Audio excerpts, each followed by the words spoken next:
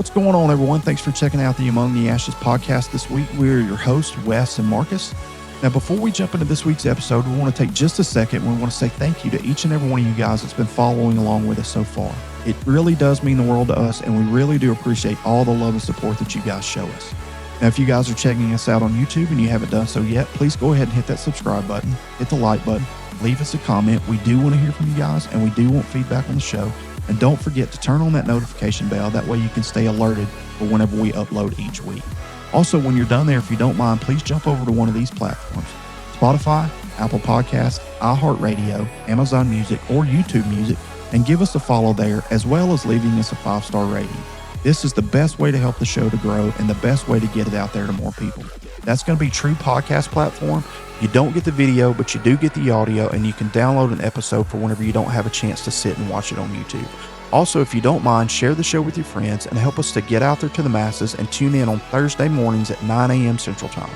Lastly, if you'd like to be a part of the show, or hey, maybe you got a show idea, shoot us an email at amongtheashes@yahoo.com, or you can jump over into our DMs on Facebook, TikTok, or Instagram, all searchable by Among the Ashes Podcast. So now that all of that's out of the way, let's jump into this week's episode. What's going on, everybody? Thanks for checking out the Among the Ashes podcast this week. We're your hosts, Wes and Marcus. What's going on, man? Another day, buddy. You doing okay? Yeah, doing good. What'd you do today? Well, buddy of mine's got a new shotgun. He's going goose hunting with us, so he got him a new shotgun. His wife was nice enough to allow good him woman to get it. Yeah, that's Sounds what like I a told good him. Woman.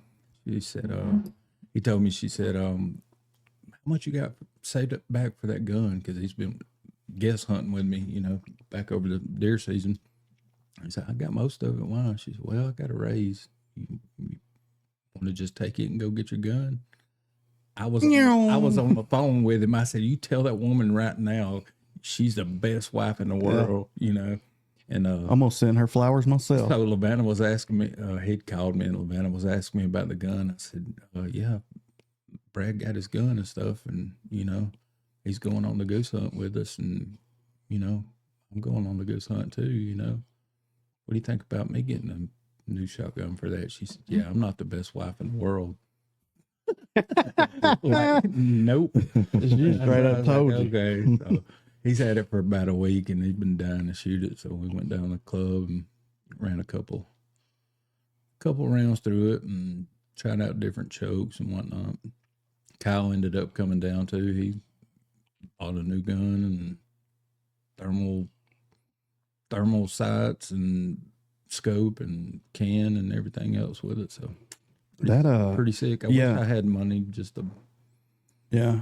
I wish I didn't have kids and a wife and have to take care of them. It must be nice to live at home and 23 years old and living at home, spending your money how you want to spend it. Yeah. Well, I mean, hey, look, you can tell him to move out. I could. Mom, that's a different story. You wouldn't? No, me either, man. My kids can live here as long as they want to. I don't care. I'm the same way, dude. It'll probably be. I know it'll be an adjustment, but it'll be probably like borderline heartbreaking. Oh man, when they do leave. I mean, and let's be realistic. So Keegan asked Mallory to marry him at Christmas, right? So they're saying a couple years. He wants to get out of school, which I think he's got about a year left. Let's be real. It ain't gonna be that long. Candace and I, when we got engaged, we said, okay, we're gonna wait a year, save the money. We were married in 6 months.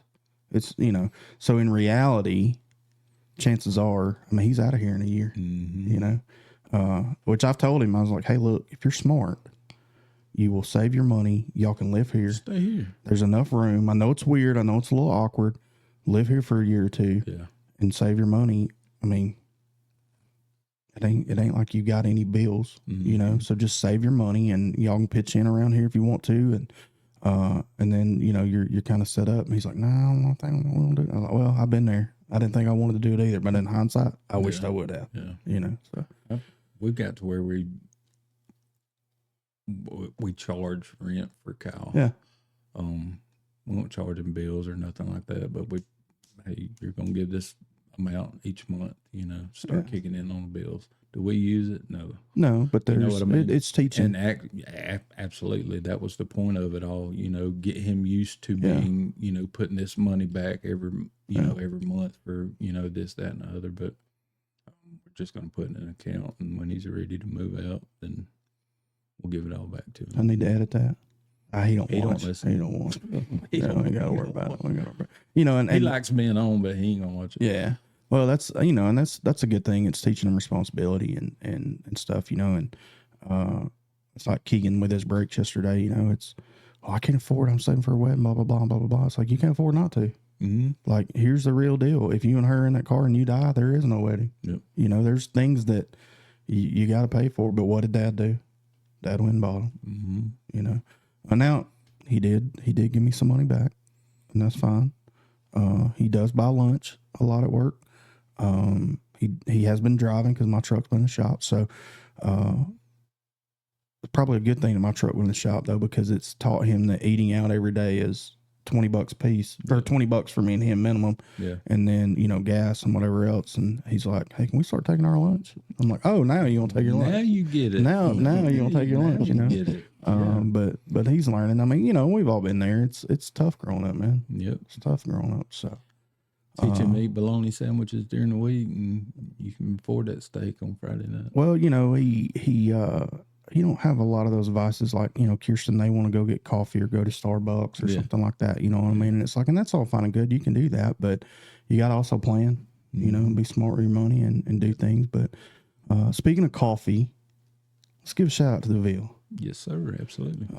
Unofficial, official show sponsor. Luke is on the show quite often. The Ville, I believe they call it the Ville Cafe. I can't remember, but it's in Adamsville, Alabama. Formerly The Blend. They have rebranded. If you like the black coffee, you can get black coffee, I guess. But if you like the frou stuff, the sweet ice coffee, all that good stuff. If you like Starbucks, go see the Ville. It's better. Yeah, it's better. It really is better. I'm not a big coffee person, but it's just. I like coffee. You know what I mean? Sometimes I'll go with a like hazelnut creamer or something. Yeah. I wouldn't know what to order at Starbucks. I mean, Chloe, she works with them and stuff, and she'll bring me something every now and then. And it's like, man, that's freaking good, but what is it? You know what I mean? Yeah. Well, you got to order double whip, blah blah blah, and something. Man, give me a coffee. It's too complicated. Give me something. The extent of my coffee is a whole lot of sugar and a whole lot of French vanilla creamer, and then a little bit of coffee. Yeah, and I'm good. Right.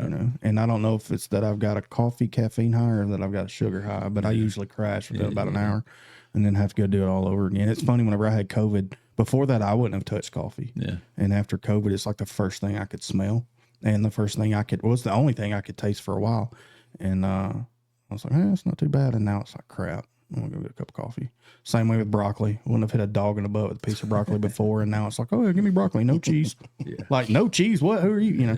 But anyway, so check out the Ville though. They're good. Adamsville, Alabama. Trying to expand their menu and get into a few and food items some and finger stuff like food that. type items, sandwiches and stuff. Definitely go check that out. And a cool environment too. You can go in there and hang out, and chill. if you Friends, the show Friends is the top environment that I see. That coffee shop they went to is kind of the same thing. You go in there and hang out. They got internet, and you can work and talk and chill. And we need to do the show there one day. Yeah. I meant to talk to Luke about that when we recorded last night.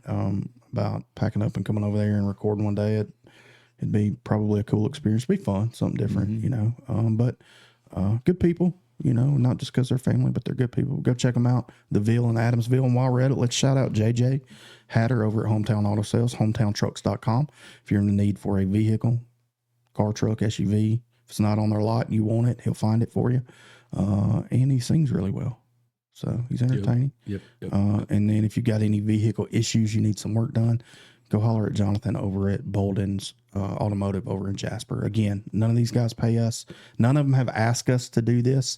They have just helped me in ways that have saved me money. And I said, you know what? They're good people. They're friends. Absolutely. Luke and his family, we're going to shout them out and support small businesses, support locally. I would rather my money go to BOLTON's than to go to Pet Boys. Yeah. You know what I'm saying? Absolutely. I mean, I know he's going to take care of me. I know he's going to take care of my vehicle. So Look them up, check them out. And while you're at it, if you are checking us out on YouTube and you haven't done so yet, and you would want to, we would really, really appreciate it. The best way to help us grow, hit that subscribe button, hit the like button, leave us a comment. We want to hear from you. We want to know what you think about the show, what we should change, what we shouldn't change. If you got any ideas? Yeah, what you want to talk about. On the show. Want to be on the show.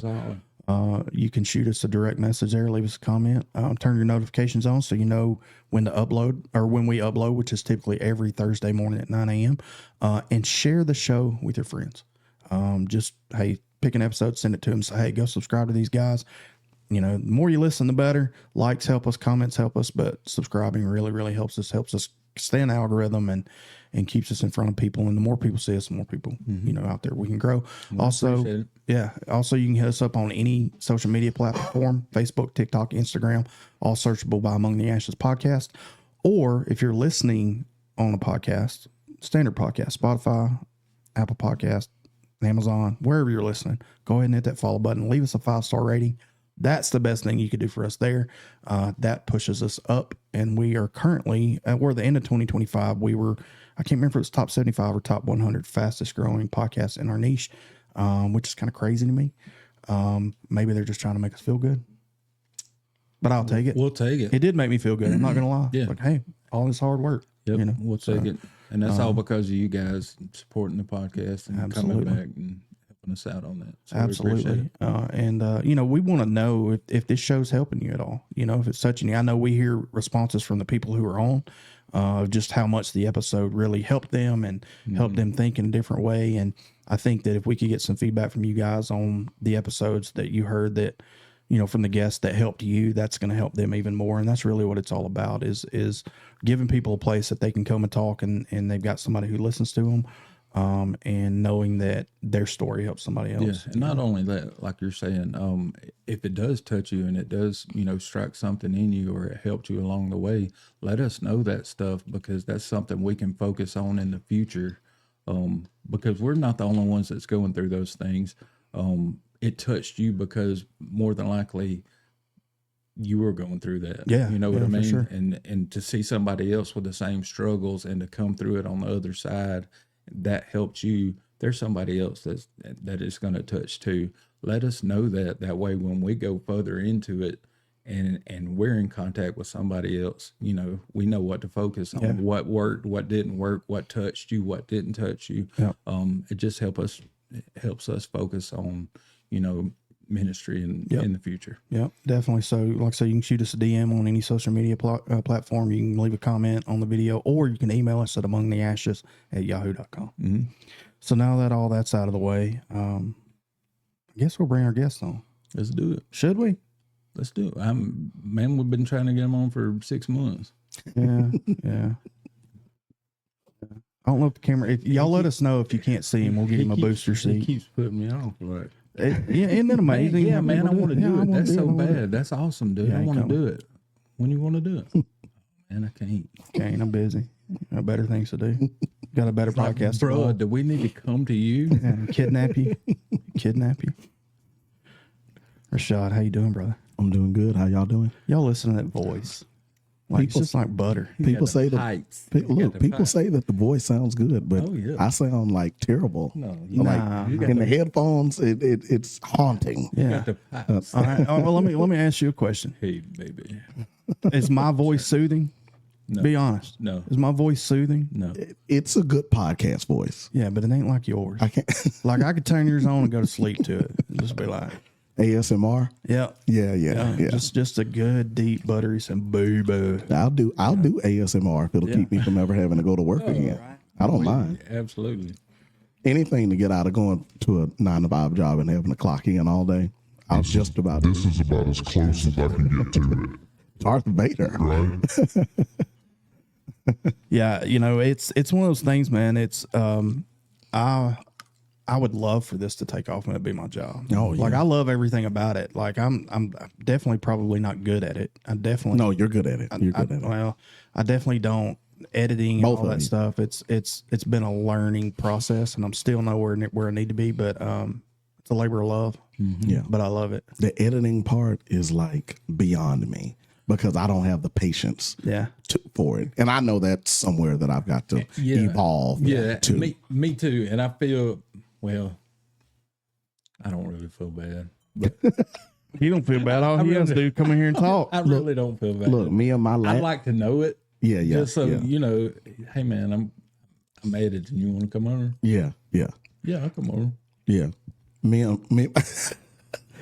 my last podcast partner almost kind of had some words there toward the end of our little reign of doing our podcast, because I would never edit and he was having, and I get it. It was a lot of extra stuff on him because I wasn't willing to be a part of the editing process. Yeah. I just wanted to show up and be the talent and go home. Like, I get it. Like, we weren't making money. We didn't, so yeah, it was a lot on him. And I felt bad, but not so bad that I was willing to offer help. Well, 100%. Yeah. I just don't got a lot of patience, and that's a flaw in me too. I get that. I don't know it. Yeah, you know what I mean? That's foreign to me. I don't think there's anything wrong with saying, "Hey, that's not my talent. That's not my ability." Yeah. And while it's not mine either, at the end of the day, I want to do it.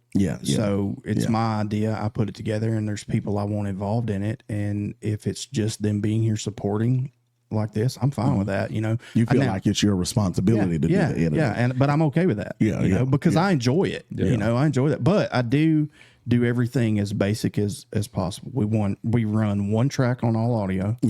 And we record. We have 2 cameras, but everything's recorded into one. So I don't have to go in and match video to audio and all that. And I don't really cut much. I don't really edit. That sounds like a much easier process than what we were doing. If you tell me, or if there's something in there we said and you're like, hey, I don't want that in there, I'll go back and find it and edit it. But for the most part, I use CapCut and I throw it in there, and probably the most time I've got is in the intros and the outros. I probably have 40 plus hours in each. If it sucks, I'm sorry. I'm proud of it. But as far as editing a video, I can get in here and have it done in an hour. By the time you make thumbnail. Oh, that's not bad at all. Yeah, so it's not bad crazy. You found much simpler way to do it than what we were doing. But we were fresh and starting out. And he's a lot younger than me, so he probably he gets all the tech stuff. He gets all the tech stuff. He does. But it was taking him longer than an hour. I do know that. So, no, I definitely would like to step up our cameras to DSLR cameras and have a room big enough to where everybody's got their own individual camera and switch and all this stuff, and go back and match it up. But it's like, man, I just ain't got that time. Maybe one day. Maybe one day. But what we're doing works, and I do get a lot of compliments as far as, hey, what kind of cameras you're using. They're just basic. Oh, the setup is awesome. $100 Logitech cameras, and one of them was given to us. One of them I purchased. We use my iPhone sometimes, and honestly, this quality is as good or better than my iPhone. It is, and then I don't have my phone tied up. So the studio setup in here is awesome. I've got that Michael Jordan shoe. It's sweet. It's sweet. I got that Batman poster. I do not have the Alabama Crimson Tide, and that will never come into my house. You keep saying that, Shad. No, that won't ever. No. But let's touch on that. I know where you're going. Well, you've been saying it for years. Come on. But it's not going to happen. Alabama lives in his head. No. Rent free. But listen. He talks more about Alabama than he does Auburn. But listen, when you root for a team that constantly loses to your rival, you gain a healthy respect for the rival. I know that. Especially when they... I know the disdain this man has for Alabama. He's this close to jumping on. I'm telling you. He is. Come on, I'm not. That won't ever happen. We'll take you. Come on, man. That will not happen. Never want to be a winner, huh? No, not that bad. Not that bad. Hey, hit the transfer portal, baby. Yeah, come on over, man. Bro, that transfer portal has killed college football. Has it not? It's killed. I don't know if we'll ever have like dynasties and great teams. Well, we will. It'll be the $40 million rosters like Texas. That's the thing. We were talking. Well, what did they get them this year? Yeah, it didn't get them much. Yeah. Well, it didn't get them much. We were talking. What did get Ohio State? Yeah. We were talking last night, everybody's complaining about those dynasty teams, Bama and Georgia, and these people that are just running it for 10, 15 years, and something's got to change. And so you introduce the playoffs, which I think the playoffs are great. Yeah. Like I really do. I don't know about the buys, as much, but the playoff system as a whole, I think it does separate the wheat from the chaff. You know, I think yeah. it does really bring the teams who shine. But then again, maybe you just have a bad game and then you lose and you're out, you know, but the problem is the portal and the money, you know, Well, and I thought about this the other day. Saban was the first one to jump off. Yeah. You know what I mean? He's seen what this was going to do. Do you realize Saban created that? yeah. Yeah. I mean, reality. Saban dominated, Yeah. and they wanted to break it up. There's so much stuff that has transpired in college football over the last 15 years because of the Alabama dynasty. You know, I think that a lot of really good coaches have lost their jobs because they could not live up to Nick Saban. Well- and they were good coaches. Look at the coaches in the playoffs this year. Yeah. All of them built by Bama. Yeah. Just about. Yeah. Just about. You know, I hate to admit that, but it's the truth. You know, Texas Tech didn't, and there's one other I can't remember, but every other, I mean, both teams that are going to play for the championship Monday night coached under Saban, and did nothing, until they coached under Saban, you know. So, you know, is that a testimony to Alabama? No, it's a testimony to Nick Saban. Yeah. But he did what he did at Alabama, but he probably would have done it at any school. I mean, he just, the man, whether you love him or hate him, I mean, it's just like Michael Jordan. Yeah. LeBron sucks. Well, why you I know that's your boy. I know that's your boy. When you touched on that, I was going to say, you know, we'll probably never get a Roll Tide out of him, but the other day he did. You saw it. You saw it. He did. I had to admit the truth. Yeah. Yeah. Now look, Michael Jordan is the GOAT. Michael not Jordan. LeBron. I had to. This is what always threw me off too. You put LeBron over Kobe, dude. Yeah. I still put LeBron over Kobe. And Kobe Bryant is my favorite basketball player ever. At the most, LeBron's third. See, Kobe Bryant's my favorite player of all time. He has been since 1996. I was 9 years old. I remember the first game I saw him play. He's been my favorite player since then. I also loved Michael Jordan, just like every other kid did growing up in the 90s. I respect LeBron, and his talent is what used to make me say, I've never seen anything like that because of his talent. He's probably the most physically gifted player that we've ever seen. From a physical standpoint. I can't disagree with that. I think he may be like Anakin Skywalker. He may be the most talented basketball player, like just God-given talent. Like Kobe Bryant backed up Eddie Jones his first year. LeBron wouldn't have backed up Eddie Jones in the 10th grade. Yeah. That's just the truth. Like he was just so talented. And so I look at LeBron with 4 MVPs and 4 championships, and I'm like, well, Kobe got 1 MVP, and I think that stuff matters. That stuff, and I was, I got to a point where I was just like, I don't think it's fair to Jordan for Jordan to go 6 championships, 6 MVPs, 10 scoring titles, and then LeBron's over here 4 and 6, and I'm saying he's better than him. That's not reality. Like that's not fair to Michael Jordan. That I can be this much better in a shorter amount of time, and you people are still saying that this guy's better than me. How? In what world? Yeah. When I won 6 and he's lost 6. When I got 10 scoring titles and he's got 1. When I've got a defensive player of the year and he's got none. Well, I think friggin' Jordan being on one team instead of LeBron going team to team to team to manufacture titles. You know what I mean? Yeah.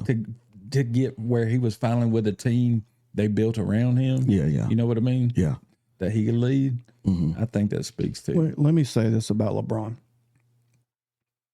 LeBron is probably one of the most God-gifted, naturally talented men to come through and play the game. Yeah.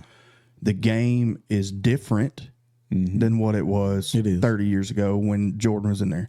It was more physical then as far as brute strength and power. Yeah. It's faster now. Yeah. Why I can't say I respect LeBron is because LeBron created a whole generation of people who flop. See, he created the flop. I'm torn on He created the cry.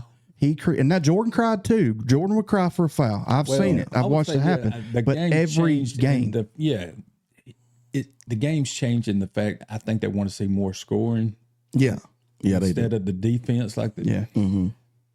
LeBron's built like Karl Malone. Yeah. Karl Malone was a big dude. Yeah. You never seen him handle the ball like LeBron. Oh, yeah. You know what I mean? Yeah. But I think the era changed so much of seeing scoring basketball Yeah, that they let them get away with so much. they do. Yeah, they do. Defense don't really even matter. Yeah. You know what I mean? And I think I'm torn on it because I look at flopping. LeBron didn't invent flopping. Like people, No, he just took it to a whole new level. perfected it. but I think that people kind of can be picky choosy with who they let get away with it, because if people see a clip of Dennis Rodman doing it, then they say, "Oh, that's the worm, man. That's great." And he used to have all kind of antics and fall all over the floor and kick cameramen and this, that, and the other. And then LeBron, I think that LeBron has done it on occasion because the game allows that kind of behavior. But here's the This is difference. thing I think about it. They seen when he came into the league, everybody was out for him. Like, you're not going to come in the NBA and just you're not going to run all over us. Yeah, You know at what 18 years so old. they were at first they're guarding him better. You know what I mean? He was taking some shots. Yeah. You know what I mean? I think LeBron realized that. He did. Got a couple of fouls and said, "Hey, I see what's going on here." Yeah. And look, I think he did. We're going to play that up. Yeah, I think he did too. I don't fault him for To a that. fault. What I Yeah. fault him for, though, is saying I'm better than Jordan. Yeah. Yeah. Rodman never did that, doing all those antics. Yeah. LeBron did. Yeah. Now, take that away. Other than him possibly be involved in some of the Diddy scandal, from what I understand about LeBron and have read about LeBron, he ain't stepping out on his wife. Yeah. He ain't out doing dope. Seems to be a good guy. Yeah. Yeah. He's taking care of his kids. He's taking care of the community. He's giving back. He's teaching kids to play ball. So I think LeBron gets a bad rap. Yeah, I do too. And some of that's brought on by himself. I am the best. No, bro, you could have been the best. Yeah. Had your mentality not thought you deserved it. I think that because NBA players, you know, it's a normal thing for a rapper to proclaim themselves better than everybody else. That's a normal thing in rap. And I think that through the years, rap and basketball got so intertwined that a lot of these basketball players think they're rappers and they take on the personality of a rapper. You know, Allen Iverson changed the game into a hip hop league. And so LeBron kind of went at that like a rapper would go at it, like, I'm the best now. Basketball players don't do that. Right. NBA players, the NBA doesn't work like that. Larry Bird didn't say he was the best player in the league. Michael Jordan, to this day, won't call himself the GOAT. right. Yeah. And everybody knows that he is. And he, to this day, because he always says that I couldn't play against the Bill Russells, I couldn't play against the Wilt Chamberlains, and, the Elgin Baylors of the world, and the Jerry West, and things like that. So he says it's unfair to those guys for me to say I'm the best when we never got a chance to see that on the court. Right. And so basketball just doesn't go that. They're not wide receivers will say I'm the best. Yeah. It's kind of a diva position, you know, and they kind of develop that way to be a me first type of, because if you don't say me first, maybe you don't get the ball. Yeah. So they kind of have to develop that mindset. I think he misstepped in saying that he was the GOAT because NBA players don't do that. Right. And you have to kind of respect the hierarchy of things. I agree. You know, when it comes to leagues like that. And I think that's the only reason I could never say LeBron is, you know, obviously 6 MVPs and, you know, all the stats with Jordan. But honestly, I mean, they're two different players in two different times, but both of them are phenomenal. Yeah. You know, Yeah. But it's hard for me to not put Kobe in that talk. Yeah. You know, because Kobe was one of those players that, even though he wasn't, I mean, Kobe was the spotlight, right? But like, he wasn't the spotlight, but he still made the spotlight. Yeah, you know? And I remember doing an article in Coach Bridges' class, of all things, current events, and only article I ever did in there. I slept most of the time, but on Kobe coming out of high school, you know, and just the things he did coming out of high school. But then when LeBron showed on the scene, it's like, oh crap, Yeah. you know, how can somebody straight out of high school even top what Kobe did? Yeah. You know? Now, you know, had Kobe had the time in the league and things like that LeBron's had, you know, And look, the truth is, Kobe Bryant, again, even though I don't call him the greatest player ever, he is my all-time favorite athlete. Yeah. So I love Kobe Bryant. I went to watch him play. I've got his jersey. I got his shoes. I got posters of him in my house. Like, I love Kobe. Kobe's not as athletic as LeBron. Yeah. Like, LeBron is a freak athlete. Yeah. Kobe Bryant isn't a freak athlete. Michael Jordan is way more freakish of an athlete than Kobe Bryant is. Kobe Bryant is standard 6'6" shooting guard in the NBA athlete. Yeah. Michael Jordan is not a standard athlete. This guy's got a 48-inch vertical. LeBron's built like a big man. he is. He forward. can handle the ball like a point guard. Yeah. He's got court vision like a point guard. So what LeBron was able to come into the league as an 18-year-old, he looked like a grown man. Yeah. Yep. The moment he stepped on an NBA court, Yep. and then the skills and everything developed and evolved.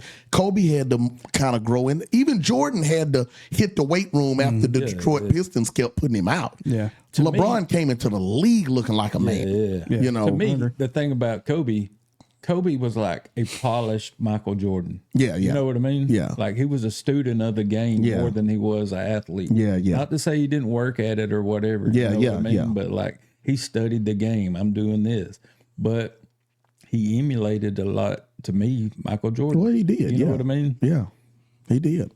So to me, he was more of a polished player, like a more solid player to me than LeBron James ever has been. I've always thought that Kobe was a little bit better of a scorer Yes. than LeBron, and LeBron's the better all-around player. Yeah. LeBron's a better passer. LeBron's a better rebounder. He's bigger. He's stronger. He's faster. Like, he's more of a team guy. I think that, and Come down to the winning shot. I'll take Kobe. Absolutely. I'll take Kobe. And I'll take Jordan over anybody with that winning shot. I tell some of the young kids now that you don't know what it feels like, what it used to feel like in the last 2 minutes of a game when Michael Jordan had the ball. Yeah. Oh, yeah. You guys don't know what that feels like because you don't have a player in your, as much as I respect LeBron, when LeBron's got the ball in the last 2 minutes, you don't know what's going to happen. He might hit it. He might walk off the court. You don't know. You don't know. When Michael Jordan had it, I know he didn't hit every shot, every buzzer beater, every game winner, but it felt like he was. Yeah. And he wanted the ball. He wanted to take it. He wanted it. LeBron's always been kind of, he doesn't like the free throw line at the end of the game, so it kept him from attacking at the end of the game, and he'd settle for jumpers. And he's not a great jump shooter. He's great at attacking the basket. He can make a jump shot, but he's not a great jump shooter. Michael Jordan was a great jump shooter. Yeah. So he had no offensive weaknesses. So end of the game, give me the ball. Yeah. If they guard left, I can go right. If they guard right, I can go left. If I got to get to the free throw line, I'm an 80-something% free throw. He had no weaknesses. Yeah. LeBron, 70% free throw. If I go to the free throw line, I might miss it. It's on me if I miss it at the free, so Michael didn't have, so I'm taking Michael at the end of the game. Always. Yeah, and again, my issue with LeBron is just, and again, I should not be biased in this because it has nothing to do with his game, but it has everything to do with his game. It's just his mentality. Yeah. But it's fair. I can't That's say coming up like he did that I wouldn't have done the same thing. Yeah. I can't even. When I'm the best, everybody I've ever played against, I've crushed them. Yeah. Yep. And that's not just your run of the mill standard high school basketball. Yeah. They're traveling. Yeah. Playing the best of the best. Yeah. And he's destroying them, So, I get He's it. in high school. ESPN's coming to his games. Yeah. When I was a sophomore, like LeBron's face was on the cover of Sports Illustrated. He was 17. ESPN was coming to the high school To his games. Yeah. The NBA players were coming to watch that kid play. I don't pretend to be able to hop inside the mind of a famous or a rich person and say what I would do. I wouldn't do anything evil, but I don't know about some of the other stuff. I don't know. Yeah. Kanye's got a great line where he said, "I'm the LeBron of rhyme. It's hard to be humble when you stunting on the Jumbotron." Sure. It's hard to be, Sure. It's hard to be humble when you are that. Yeah. Yeah. It begs the question, is it a LeBron problem or is it a us problem? we made that. Yeah, we we created that in him. Yeah. You know, the fans created that. Yeah. ESPN created that in him. You know, and it's got to be hard. You know, It's what I mean? gotta be. I mean, I don't know how he grew up. I don't know if his family was poor or you know anything like that. But your normal run of the mill story of athletes. That's the story. You know, they grew up in the projects or they grew up out in the country and their family don't have a whole lot of money, and that's probably why they're good because they had nothing else to do. Yeah. So they just practiced whatever they loved and they became what they were. But and to me, that's the problem with the portal now is you take somebody who's never had anything and then you say, I'm going to give you more money than you've ever seen. But on top of that, I'm going to give you a shiny toy to go with it, a new Aventador, a Cuban chain, or whatever that every kid wants. Why would I stay at an Alabama? Yeah. Why would I stay there? If, you know, when I was looking, I looked back at Alabama's NIL money last year. Their budget was $5.3 million. Well, I mean, Miami offered Ty Simpson 6.5 to come this next season. Yeah. You can't compete with that. Yeah. If you're not willing to step into the $40 million ring like Texas is doing, and A&M and Texas Tech, Ohio State. I mean, Portnoy, the guy, I think is it Barstool Sports? Is that what he does? I can't think of his name. He's a big betting guy, and he made online betting, but he paid quarterback from LSU last year to go to Michigan, gave the kid like $12 million.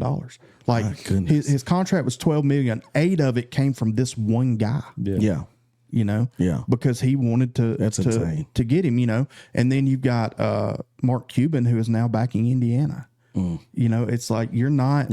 All you're going to do is create the same 3 or 4 teams with the money. It's just the same. It's the same thing. So, in my opinion, there needs to be some sort of cap. Some sort of limitations or something. I mean, again, I'm not against these players making money. I mean, Diego Pavia is a prime example. He'll never make it in the NFL.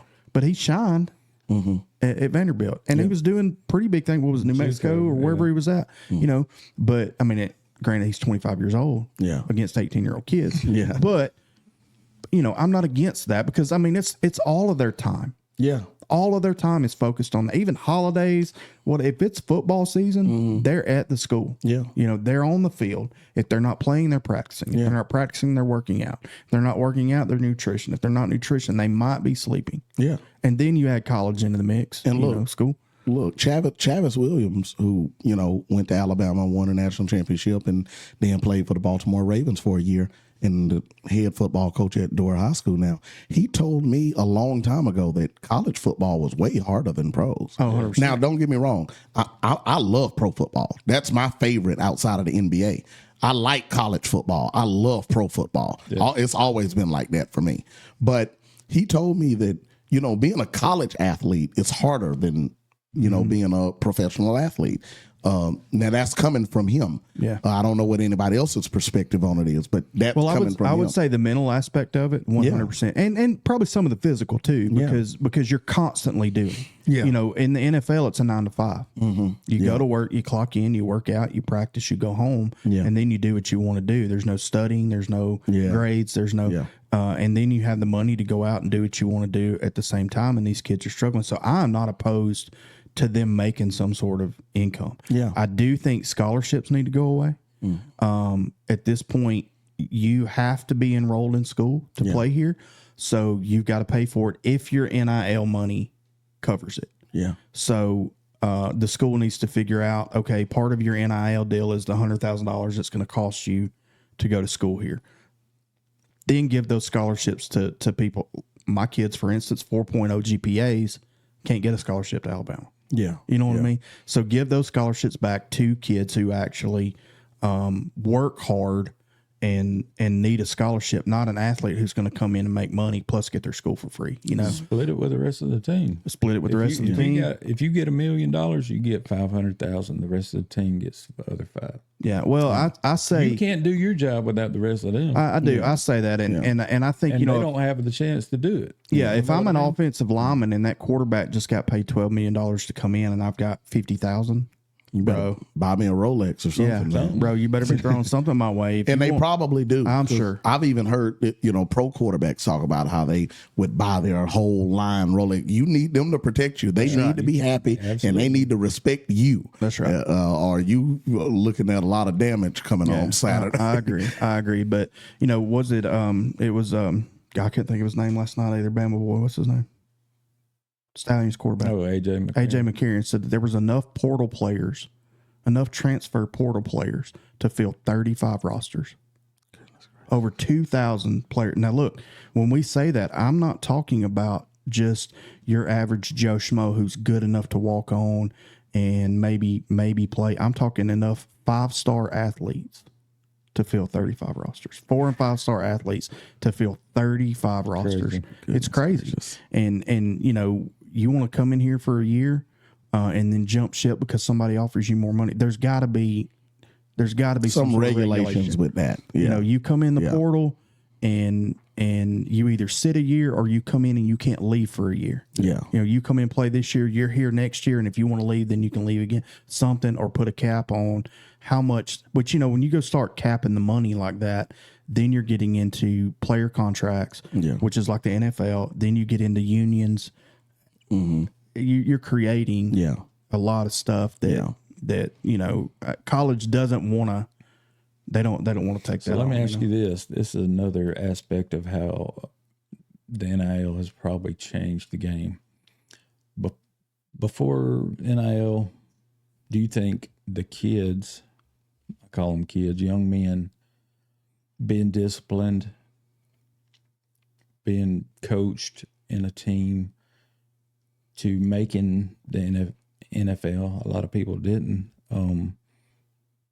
versus kids now that are getting paid?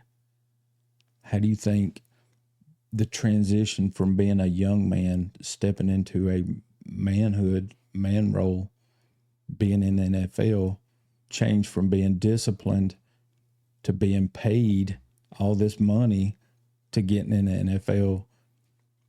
I think there's benefits and there's pros and cons to both. Yeah. So I believe that too. It's pros and for cons. them to be. You think they're better men being disciplined and not having anything than from being I think millionaires when they're, you know. Well, I definitely think that they used to go into the NFL a little bit more hungry than they do now. Yeah. They don't have a reason to be hungry now. They're not starving now. Yeah. It's going to change the NFL. Yeah. But I think that had Henry Ruggs come in and had the money to buy that Corvette in high school or in college, his first 2 years in college or whatever, had he had the money to buy that under Nick Saban, he'd have never done what he done. Yeah. So there's advantages to that because they get, I mean, now they could still go off the rails, right? Yeah. But if they've got a good coach, and you see it more in college than you do in the NFL because they are younger. They're being mentored more than they are just a player or a paid, they're an employee, you know. So you've got coaches who are actually pouring into them and maybe teaching them what the effects of having that amount of money can do to you. I think there ought to be a class if you're getting paid like that. I agree with that. Teaches you how to, you know, budget your money and this, that, and the other. But for all I know, it might be a class. Yeah, it ought to be a requirement. It ought to be a requirement. Yeah. But I think that them learning that early will help them in the long run in the NFL. They'll learn that, hey, I've made a little bit of money. You know, $6 million is a lot different than 40. Yeah. You know, so your rookie contract, you get $40 million. Well, auntie and uncle and cousins that you ain't talked to them for are all coming out of the woodworks. Well, they've already come out of the woodwork when you're in college. So you've learned who your friends are and who's not. Yeah. Mm-hmm. You've also had a little bit of money and you're starting to learn how to manage it. So I think it can help their career in the long run. But I also think that maybe it'll make them mature a little faster because you still see these athletes get out or, you know, in the past they left college and they get in the NFL and they do something stupid, you know, they get in some sort of trouble. So maybe it makes them mature a little faster, but it also creates a sense of greed too, where I'm not loyal. Or it could turn them into psychos. It could. It could. Yeah. You know, I'm not loyal to anybody. I'm loyal to the dollar. Who's going to pay me the most? That's where I'm going. And you're going to see that every year. It's going to be, you're going to have your players that are committed to a team are going to be far and few between. You know, they're going to come in one year, and if they don't win a ring, they're going to go somewhere they can win a ring. Or even if they do win a ring, they're going to go somewhere that's going to pay them the money. Hard to build a team like that. It is hard to build a team. I think Indiana this year kind of captured that, though. Yeah. You know what I mean? Yeah. I think that's one thing that Nick Saban was great at, is getting all these kids in from all over the country and making them believe He's the best at it. And what we're doing. You know what I mean? I don't think there's been anybody close to him. You say that he's about the absolute to me, best Indiana at captured building that this you year. say that about Indiana, but do you know how many NIL transfer portal players they had on this Probably team? most of them. 38. Yeah. My goodness. 38. Now that was last year. I mean, they probably came in last year and they stayed. Yeah. But But you look at that and it's like, who wants to go to Indiana? You know what I mean? I agree. Who wants to sit with that psycho he has coach? got them to buy into it. It don't matter that we're Indiana. You know what I mean? Yeah. Maybe. Look at this team. We can do it. Maybe he's done that. You know, I hope that's what he's done. But again, whenever you've got 38 transfer portal players on your team that are 23, 24, 25 years old, competing against 18, 19-year-old kids, you know, we'll see. We'll see what happens. The longevity of whether Indiana becomes a dynasty or not, we'll see in the next 2 years. Who you pulling for? I don't have a dog in it, so I'm not going to say I'm pulling for anybody, but I will say I kind of want to see Indiana finish it. Me too. Just finish it. When teams have a run like this, I want to see them finish it. Yeah, you made it in 2 years. Yeah, I want to see them finish it. I'd like to ask you guys a question that I've been thinking about, and it's not changing the topic. It's still on the sports topic. I'm not ever wearing an Auburn. No, it's not that. We did it one time when Les died, and that's it. All right. That's the only person that we cared enough about to do it for. Do you guys ever find that with age, do you feel like you're losing your connection to sports in the athletes? Some. Yeah. Like I was having a conversation with a childhood friend about that the other day. And I remember that I used to wake up on Saturday morning and start watching College Game Day and not stop. When it came on. Yes. We used to talk about it all the time when we were coaching. Stay up late and watch the West Coast games. All that. Today, it's different. Even with the NBA. The NBA is my absolute first love. Yeah. I could watch any NBA game that was on TV. I had posters of these guys up on my wall. I wanted to be them. When I went outside to practice, I was emulating their moves. Yeah. And now I'm like, I don't care as much as I used to. And I think it's because I just don't have the same connection with the players that I did when I was a kid and watching them when I was growing up and being in admiration. You know, it's a 39-year-old going to admire a 21-year-old. Yeah, I mean, you know, it's just tough for me to sit there and be so enamored with Ty Simpson. Yeah. Knowing he's your kids are older than him. Yeah, he's my kid. Yeah. You know, I'm happy for him. Yeah. You know, I'm happy for him. I mean, great. He's doing great for my team, but like, it's like, you know, and really like it changed for me probably the last 2 or 3 years. I was like that. Like I've never, like, I don't know the X's and O's. I might know enough, you know what I mean? But I'm not just like, I couldn't coach it by any means. Keegan. Yeah. I mean, he just, you know what I mean? And he and I argue and, you know, I have my thought, pull Ty. No, you can't do that. It does no, just pull him. He's not getting, you know, that's my mentality. Yeah. Yeah. But yeah, I mean, I watched the Bama game and I'm so exhausted. Yeah. You know, I might start watching, you know, if Bama plays at 6, I might catch the game before that. Mm-hmm. Or if I do start at, you know, 11 o'clock, I'm napping to the Bama game. And then I watch it and eat. I'm the and same then way. I may flip the next big game on and I go to sleep too. I'm the same way. I don't care who I'm the same way. I ain't watched a playoff game since the Bama Indiana game. Yeah. Me either. I would check the score. Yeah. But I hadn't watched it. And I used to be the same way, you know. I'm up watching College Game Day or whatever. I'm catching games between all of them. You know what I mean? I like pro ball, but I've never pulled for a team. I'm not a you pro know what I guy mean? either. I've always been the type like I like to see like where Joe Burrows went. I like to see where AJ McCarron went. I like to see who so and so went to. And I would pay attention to it in that aspect of it, you know what I mean? But I never really pulled for a pro team. But it's like, I don't know. Yeah. I'm the same way. The connection's not like I'm the same. always, okay, what SEC game's on today? Yeah. You know what I mean? Before the Alabama game. Then But then And I've lost it. And I feel it's weird because I almost feel guilty when I'm not watching a game. Yeah. Like that's how loyal I've always been to sports my entire life. Yeah. And now that the connection isn't there the way it is, I almost feel guilty that I don't know what the Lakers record is right now. I was the same way. I feel guilty about it. And then that makes me feel weird because I'm like, what's my like weird sense of loyalty to here? I don't owe anybody anything, but I do. I've been like entrenched in sports my entire life. I've loved this stuff my whole life. And now I feel like a part of me is gone. Yeah.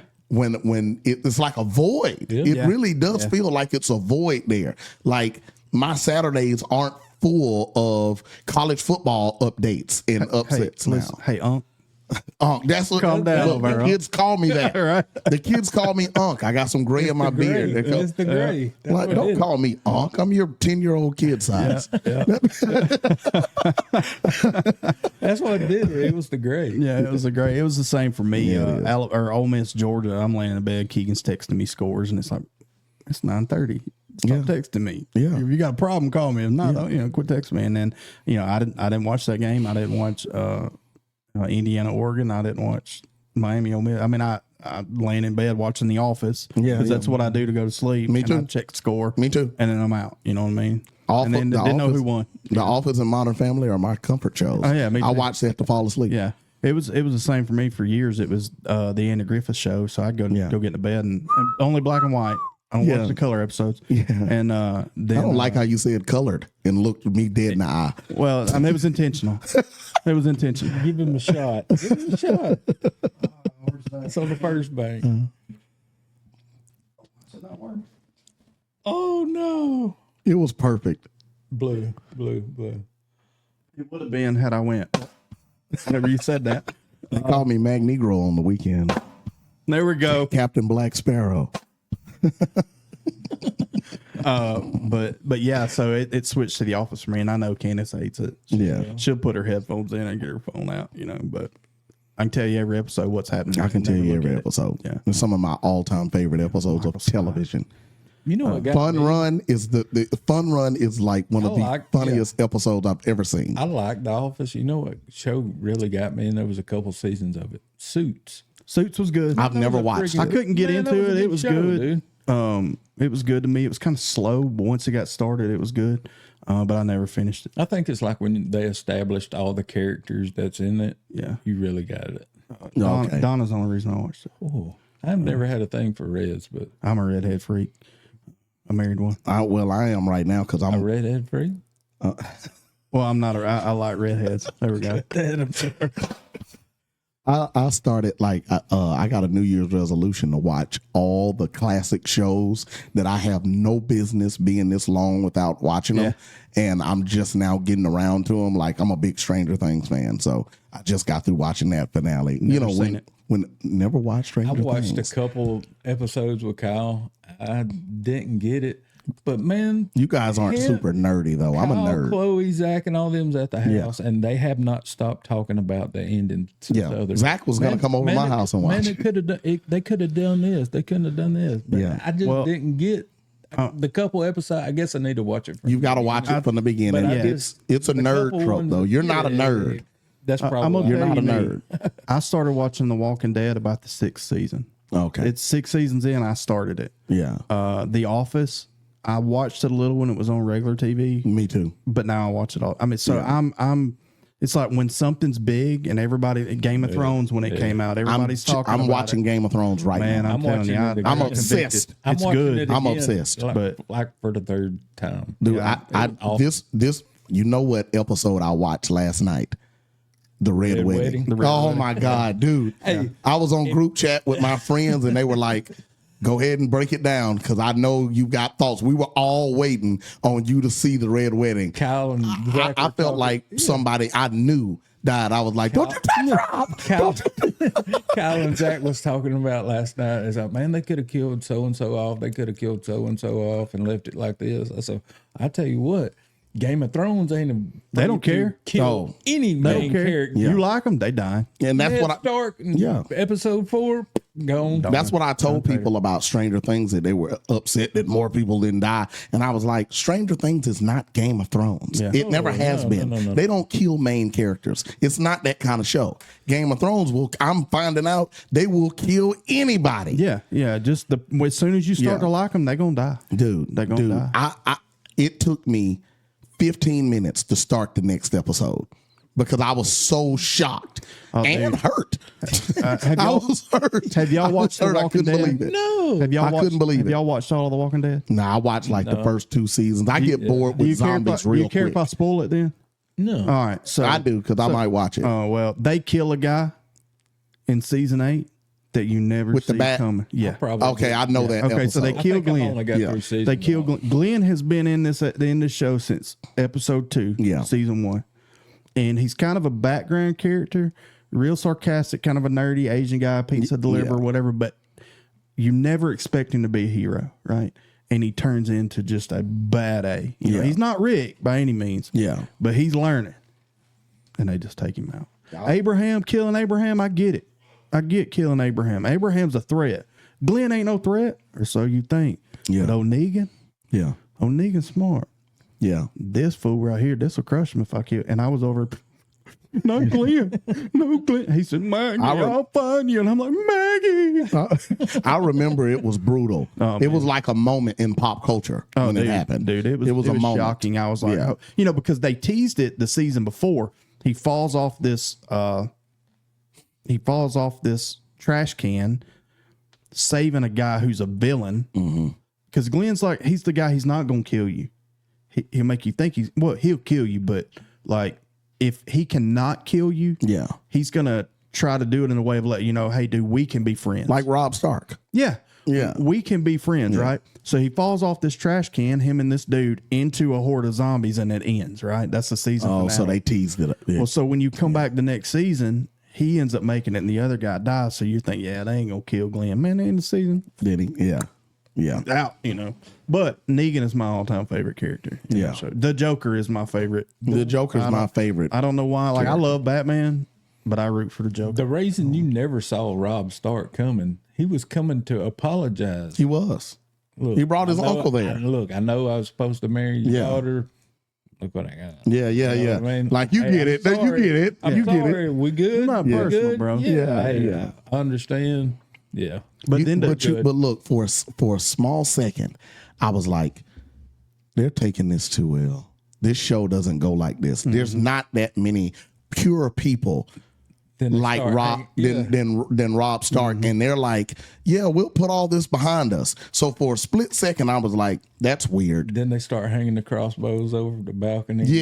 Hold up. I was like, wait a minute, what's happening? Then when the queen got up and slapped that guy, I was like, Rob, run, Rob. And then they stabbed his wife, and I was like, oh, God, they killed the children. Oh, my God. Yeah. That's insane. It was absolutely insane. I remember when it was the moment, but I wasn't watching the show then. And all my friends were like, dude, your favorite movie is Lord of the Rings. Why haven't you watched Game of Thrones? I've never watched any Lord of the Rings. Shut your mouth. Dude, you need to watch. Bro, you need to go watch it tonight. It's PG-13 Game of Thrones. Yeah, you need to go watch it. Except it's a little cooler. Yeah, it's a lot cooler. Yeah. It's cooler. Yeah, it's a lot cooler. Yeah, it's wizards and stuff, man. You've got all the Zero. The only magical thing you it. have in Game of Thrones is the dragons. You've got all that plus. All that plus in Lord of the Rings. Yeah. You need to watch Lord of the Rings. Just if you the can first start it 3. tonight, you need to watch it tonight. I've never watched any of them. Just watch the first 3. Don't worry about The Hobbit. Don't worry about all those are okay. Just watch Fellowship of the Ring, Two Towers, Return of the King. Yes. It's the best trilogy of all time. I would have said Casey and Derek started watching that in 2000 whenever it came out. I did Casey, too. you are a friggin' nerd. I ain't watching this bull crap. About 3 years later, I watch it on repeat. Yeah. Man, it's so good. You think you'll watch the first one and then go do something else? You won't. You'll watch all 3. But I was going to watch them. I was a kid then, so my big brother was taking me to see them all in real time. Yeah. And leading up to that 3rd movie, it's one of the biggest moments that I can remember movie wise. My regrets not watching them in theaters. Yeah. Dude, it was they're those type incredible movies. experience. Transformers. Yeah. Transformers. It's okay to watch on TV. Yeah. You watch it in the theaters, dude. Yeah. You know what I mean?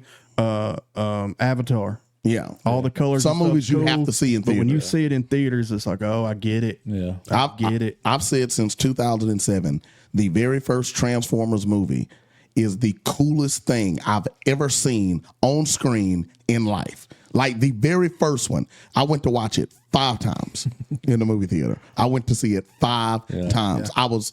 I couldn't believe what I was looking at. That was the first time we saw the robots and everything. And it's like, man, CGI has come such a long. CGI back then almost looked better than it does now. Yeah, really. yeah, I agree. You know. I agree. It's like the Ninja Turtle movies when they came out. Oh yeah, Not the original ones, which I love, right? Yeah, But like when they came out in the 2000s, it's like if I could have watched that on Netflix, it'd have been like, yeah. But seeing it in the theater, it's like, this is it.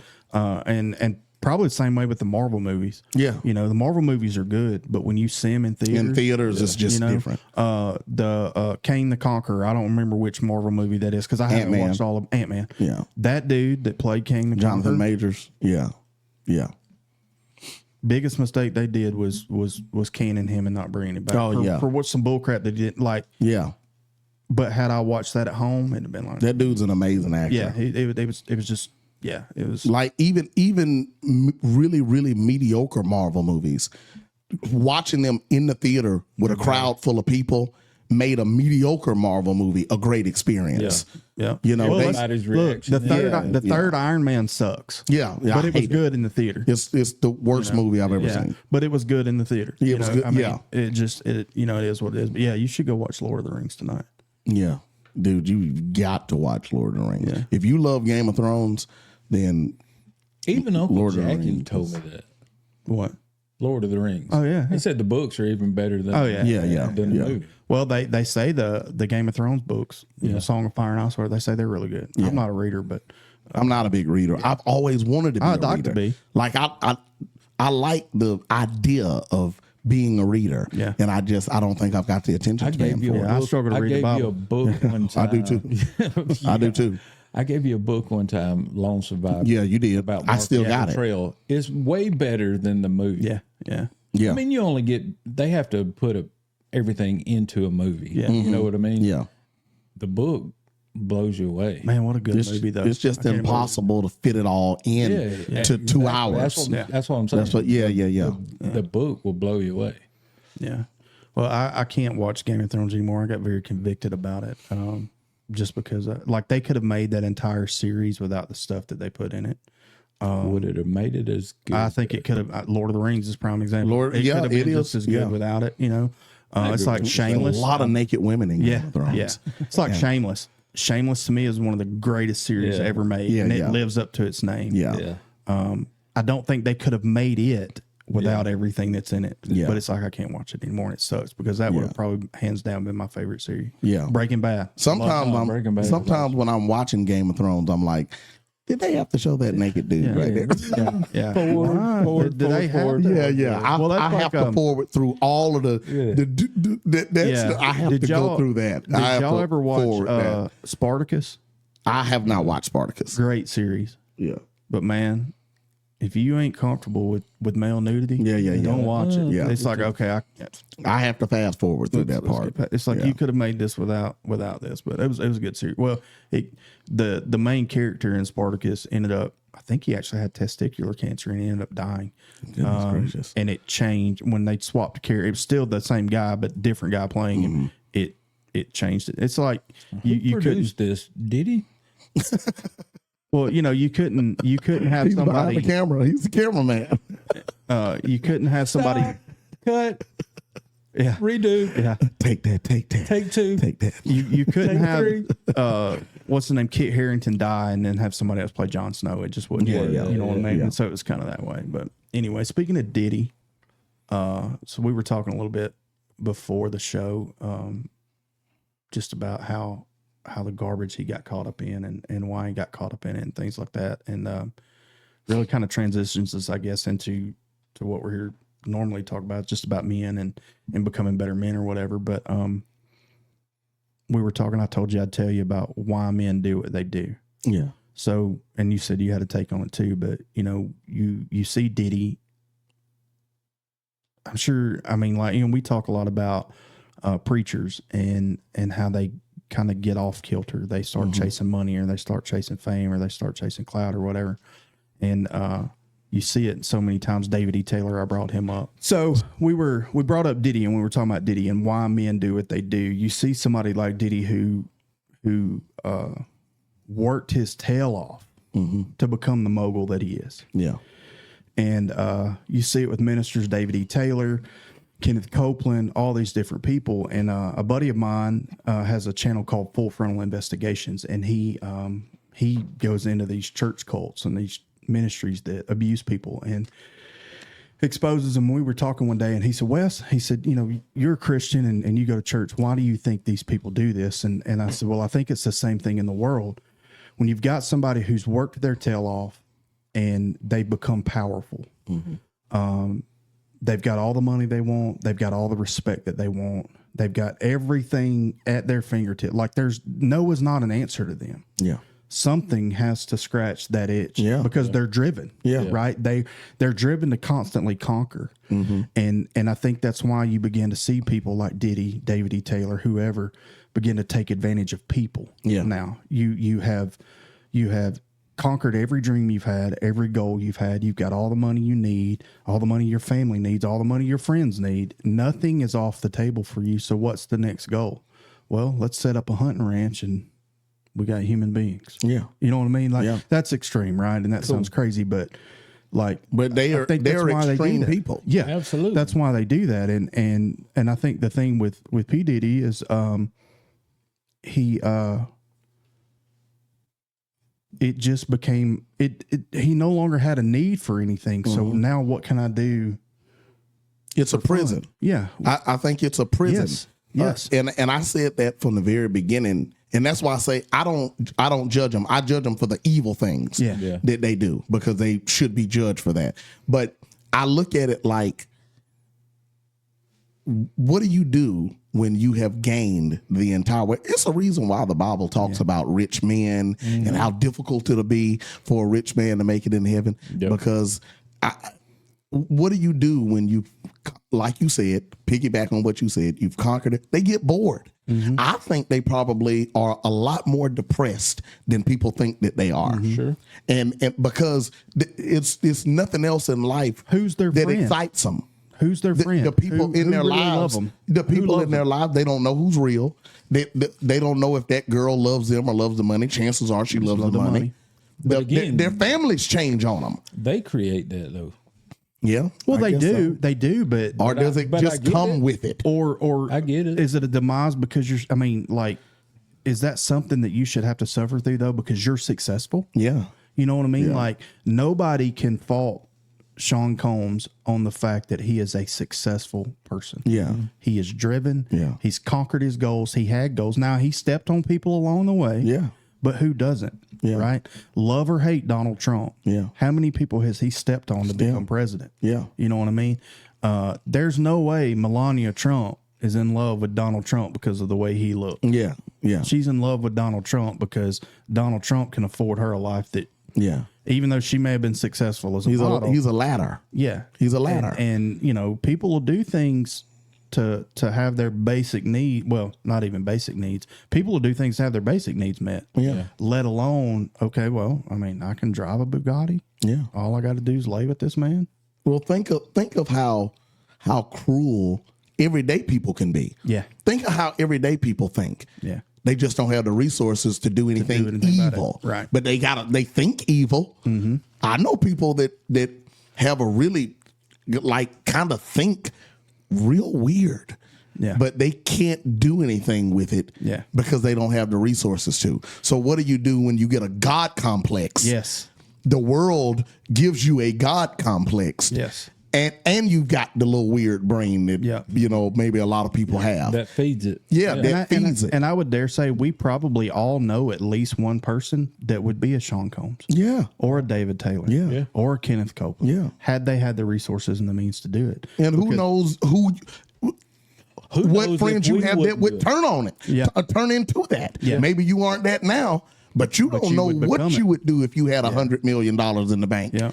You think you know. You see it on the job site. You take somebody who's a good employee, they're on time, they'll go the extra mile, they're just the model employee. And so you reward them. Yeah. You give them a raise, you give them a position. Now they're a supervisor. Yeah. And what do? They start bossing folks around. They become a boss, not a leader. Yeah. Some people just shouldn't have power. Yeah. You know what I mean? And that's just a fact. And so, as big of a monster as I think Sean Combs is, let's be real. Yeah. Let's be real. That could be anyone. It could be anybody. It could be any one of us in that situation. When we got done recording last night, Luke and I were talking, and I said, I come pretty hard on these social media ministers and these people that clearly are doing it for their platform. They're clearly doing it for money. I mean, that Drewski skit is so spot on. And it's so funny to me that the world, somebody and I'm not saying he's not a believer or anything like that, but somebody who his platform has nothing to do with Christ. Nothing. Yeah. But yet he is exposing it, and the church won't expose it. Yeah, yeah. The church won't say anything about it. They'll just continue handing them the money. And they're mad at him about it. Yeah, pissed. They're not just pissed. Not only will they not expose it, they're upset with him for exposing it. That was the thing last night too that we brought up. It's like you're going to be mad at him, but you're not going to be mad at the church and the actual thing that he at got what he's making fun of. He's mocking. Yeah, you can be the one to change it. But I told Luke, I said, there's a day and a time in my life when I was in youth ministry, and I'm doing it full time. And Matt Pitt in the basement was big. Yeah. I remember. I remember praying. I said, God, why Matt Pitt?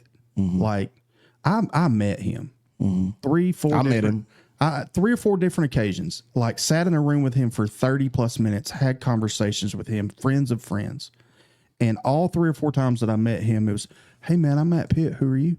Mm-hmm. Like, bro, you had a conversation with me about Jesus and about ministry and about life at least 30 minutes, 3 to 4 times, and you don't remember who I am? Yeah. Come on, man. Like, you're a jerk. Yeah.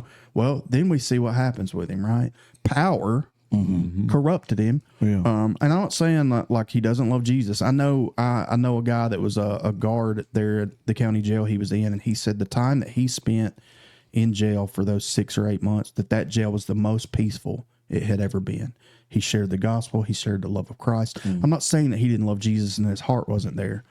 When it got back to basics, he did what he was supposed to do. Yeah. But that clout, that chase of the fame and the money, you say you want to be a podcaster so you don't have to work anymore. Would that change you? I don't know. Would you still be Rahshad? I would hope so. You know what I'm saying? And that's that's me too. But I can honestly say, looking back 14 years, had I been in Matt Pitt's position, who knows? I don't know.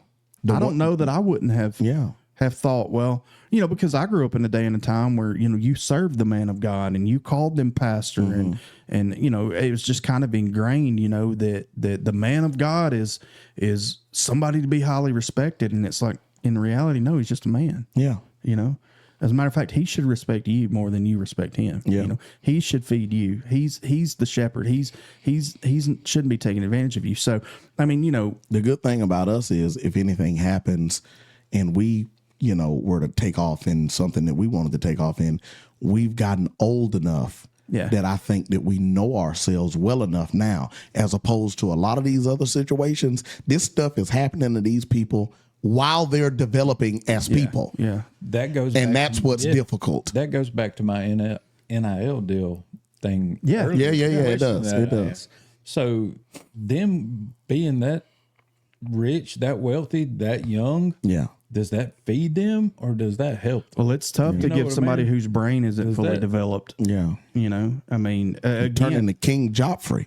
Yes. Funny how all of it ties together in reality. Man, I'm just a good host. That's all that is. I hated that dude. I'm so mad. Why they let him live? No, don't tell me. Don't tell me anything. Oh, because I'm not there yet. Oh. I'm just on season 4, episode 1. Okay. But I definitely want something. Well, if you hate him, you're gonna be happy. That mug is evil. He's evil. He is. He's just evil, rotten to the core. But there are people like that in the world, and you wonder. Again, I mean, I look at Keegan's 21 years old, and he's fairly responsible as a 21-year-old. I remember, when I was 23, I was married. Yeah. You know, I had a kid at 25, but I've really just now at 46, turning 47 the end of the month, really just began to grasp the importance of things, you know. Yeah. Not that I don't care about people, or not that I'm not financially responsible and things like that, but like at 21, I probably would have been buck wild too. Yeah. You know what I mean? If you had those If I kind of had that, resources. you know, at my disposal. So, you know, we fought these people. And again, you know, P. Diddy, he's 50 years old now. He should know better. Yeah. But like, it's something that's become a part of your life. Yeah. It's just a part of who you are. Taking advantage of people is fun to you. And it's a mental health thing, I guess, in a lot of aspects. But like, it's the only thing that probably brings you peace. Yeah. Not because you enjoy abusing people, but because you feel like, well, I've accomplished everything. Now what can I accomplish? Yeah. And you lose that self-worth, I guess, in some ways. I believe all that. I've always thought about it like, if you're somebody in a situation like those big mega stars, could you imagine how many women Sure. did they their entire lives? How many women have Justin Timberlake been with in his life? I mean, Usher. Only one that matters, Jessica Biel. That's the only one that matters. Yeah. But what I'm saying is, how long before your brain starts going in some weird directions? Well, How long? You know, because you know you can have it. Because you know you can have it. You're probably bored with normalcy. Just bores you now because you've done so much. You know, normal guys like us couldn't imagine what the kind of it's just crazy. Evil. Yeah. So, speaking from a guy that has struggled with porn, you start off vanilla with porn. Yeah. Porn takes you somewhere deeper and more twisted than you ever wanted to do. It does. You know what I mean? It does. I think all men struggle with it. Sure, So, I do too. Yeah. Or majority, at least. So, struggling with Probably porn, all. something I can look up on the phone, you know what I mean? Think about having that power in real life. Yeah. Where you've got that as your disposal. Yeah. Think of how easy that can get twisted in your mind. I could get twisted because you're already, by biblical standards, you're already doing something you're not supposed to be doing. It's a reason why we're only supposed to have sex with one person our entire lives, and that's our spouse. Yeah. You know, it's a reason why, because look how it can take control of your brain and turn you into a monster. Yeah. You know, they talk about how, you know, men are struggling in that area, you know, at a much younger age than, it's porn. Yeah. Yeah. It's, Well, you know, I tell- It's introduced to them, you know, society's crazy. Right here. There's no It's a phone. That's there's it. no telling how twisted it is in schools now. Yeah. You know what I mean? Yeah. They're trying to sexualize kindergartners. Yeah. You know what I mean? They have no business knowing anything about that. Yeah. You know what I mean? So what's the There's law? boys and girls now. That's all they need to know. Yeah. You know what I mean? They don't need to know nothing about sex changes and Yeah. that and the other. Why are we sexualizing? And it's society. It's It evil. is. It's a You know what I mean? society. It's crazy. Well, it's a but, ploy of the like, enemy. You know, I always tell young couples whenever I meet with them to do weddings or whatever, and I try to tell young unmarried couples, like, if you want to screw your relationship up and you're not married, start having sex. Yeah. Yeah. It'll screw it up. Yeah. It'll screw it up. It's designed to bring you closer when you're married, but if you're not married, the things it's going to create, number one, is you're going to think, well, if he or she's doing it with me, Jealousy. they're gonna do it with somebody else. Yeah, You know? jealousy. Or the point in time that I don't want to, you're mad. Yeah. Yeah. You know, and then what happens is those people stay together, they get married, and then it creates an issue within their marriage because of things that are unsettled.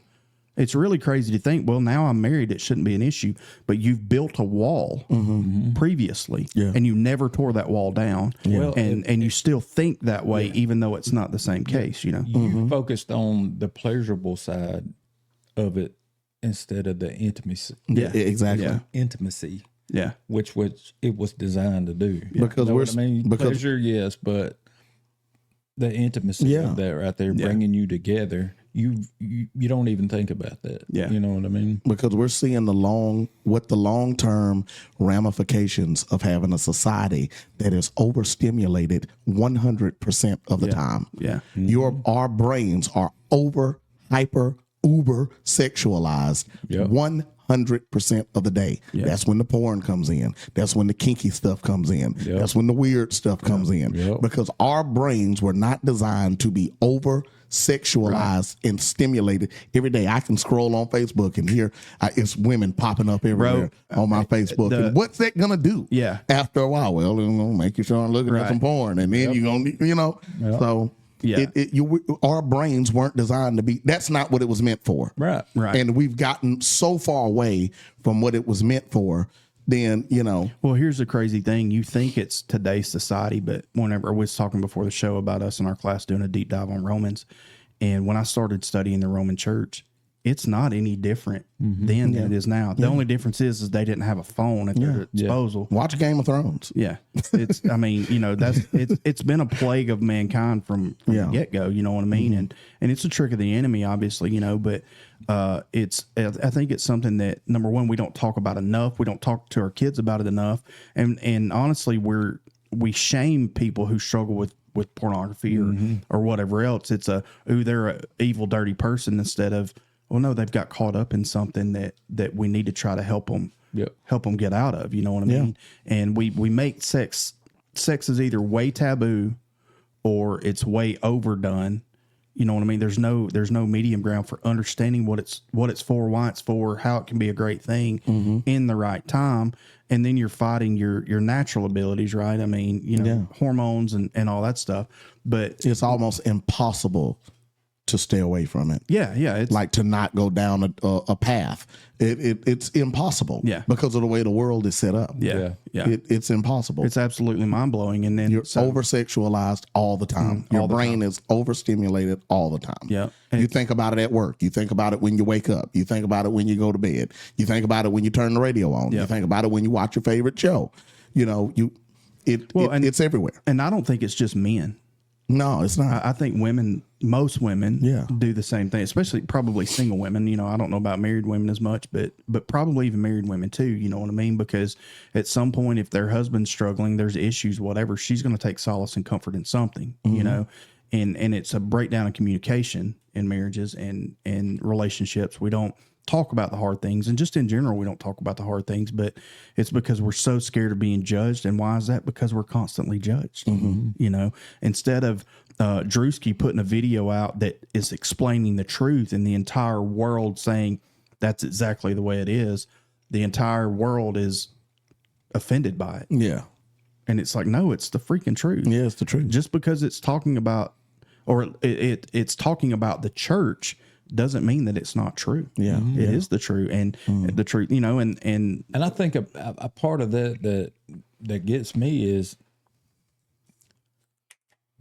you're mad at him for doing the skit, but we're not mad at the church. We're not mad and holding each other accountable that we've allowed that to happen. Yeah. We're not mad that that's the way the world perceives the church. yeah. But there's a reason. There's a reason why the world church, got it that from the somewhere. world perceives it that way is because that stuff is going on. Yeah. Yeah. Yeah, it's I mean, comedians, they act like he's the first comedian to poke fun at the church. Right. Ricky Smiley blew up, like doing bits about women coming into church with outrageous hats on, and things like that. That's been a part of comedy forever, especially black comedy. Yeah. And It's been a part of it, and it's hilarious. Black comics have always kind of found things about church that were relatable to people and kind of used it as a sketch. He's not the first. I don't know if he considers himself a comedian. He's a comedian. But he's not the first comedian No. And that's what makes a lot of comedy funny is it's relatable. It's based in truth. You get it. Yes. You know what I mean? Yeah. That's what's funny about it. Yeah, it's based in truth. How many people wanted to sit up growing up and laugh at the enormous hats that women would wear in church, but they didn't think it was okay to laugh about it. Yep. And then they saw Ricky Smiley do it on Comic View back in the 2000s Yeah. and instantly related to it. Yeah.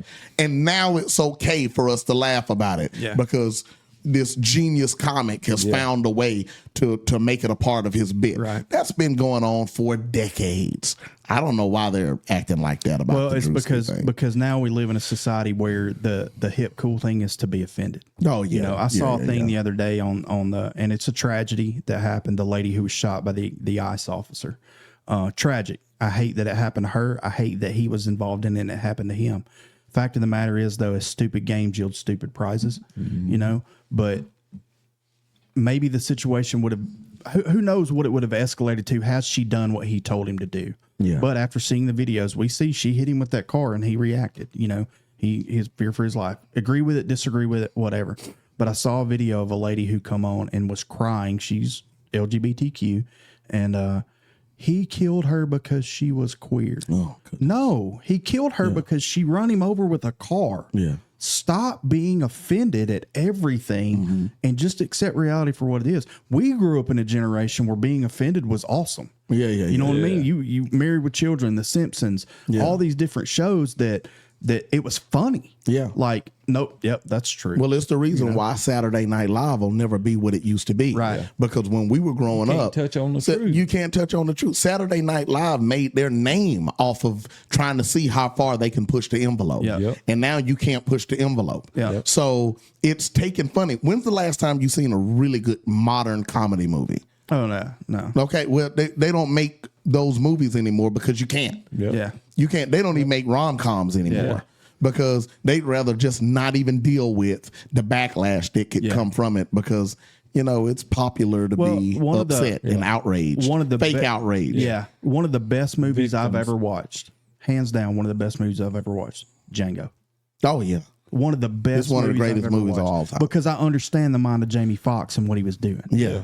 It's not that he's throwing that word out there and degrading people. He's saying, hey, look, this is how it was. Yeah. And we don't need to go back there. Yeah. You know?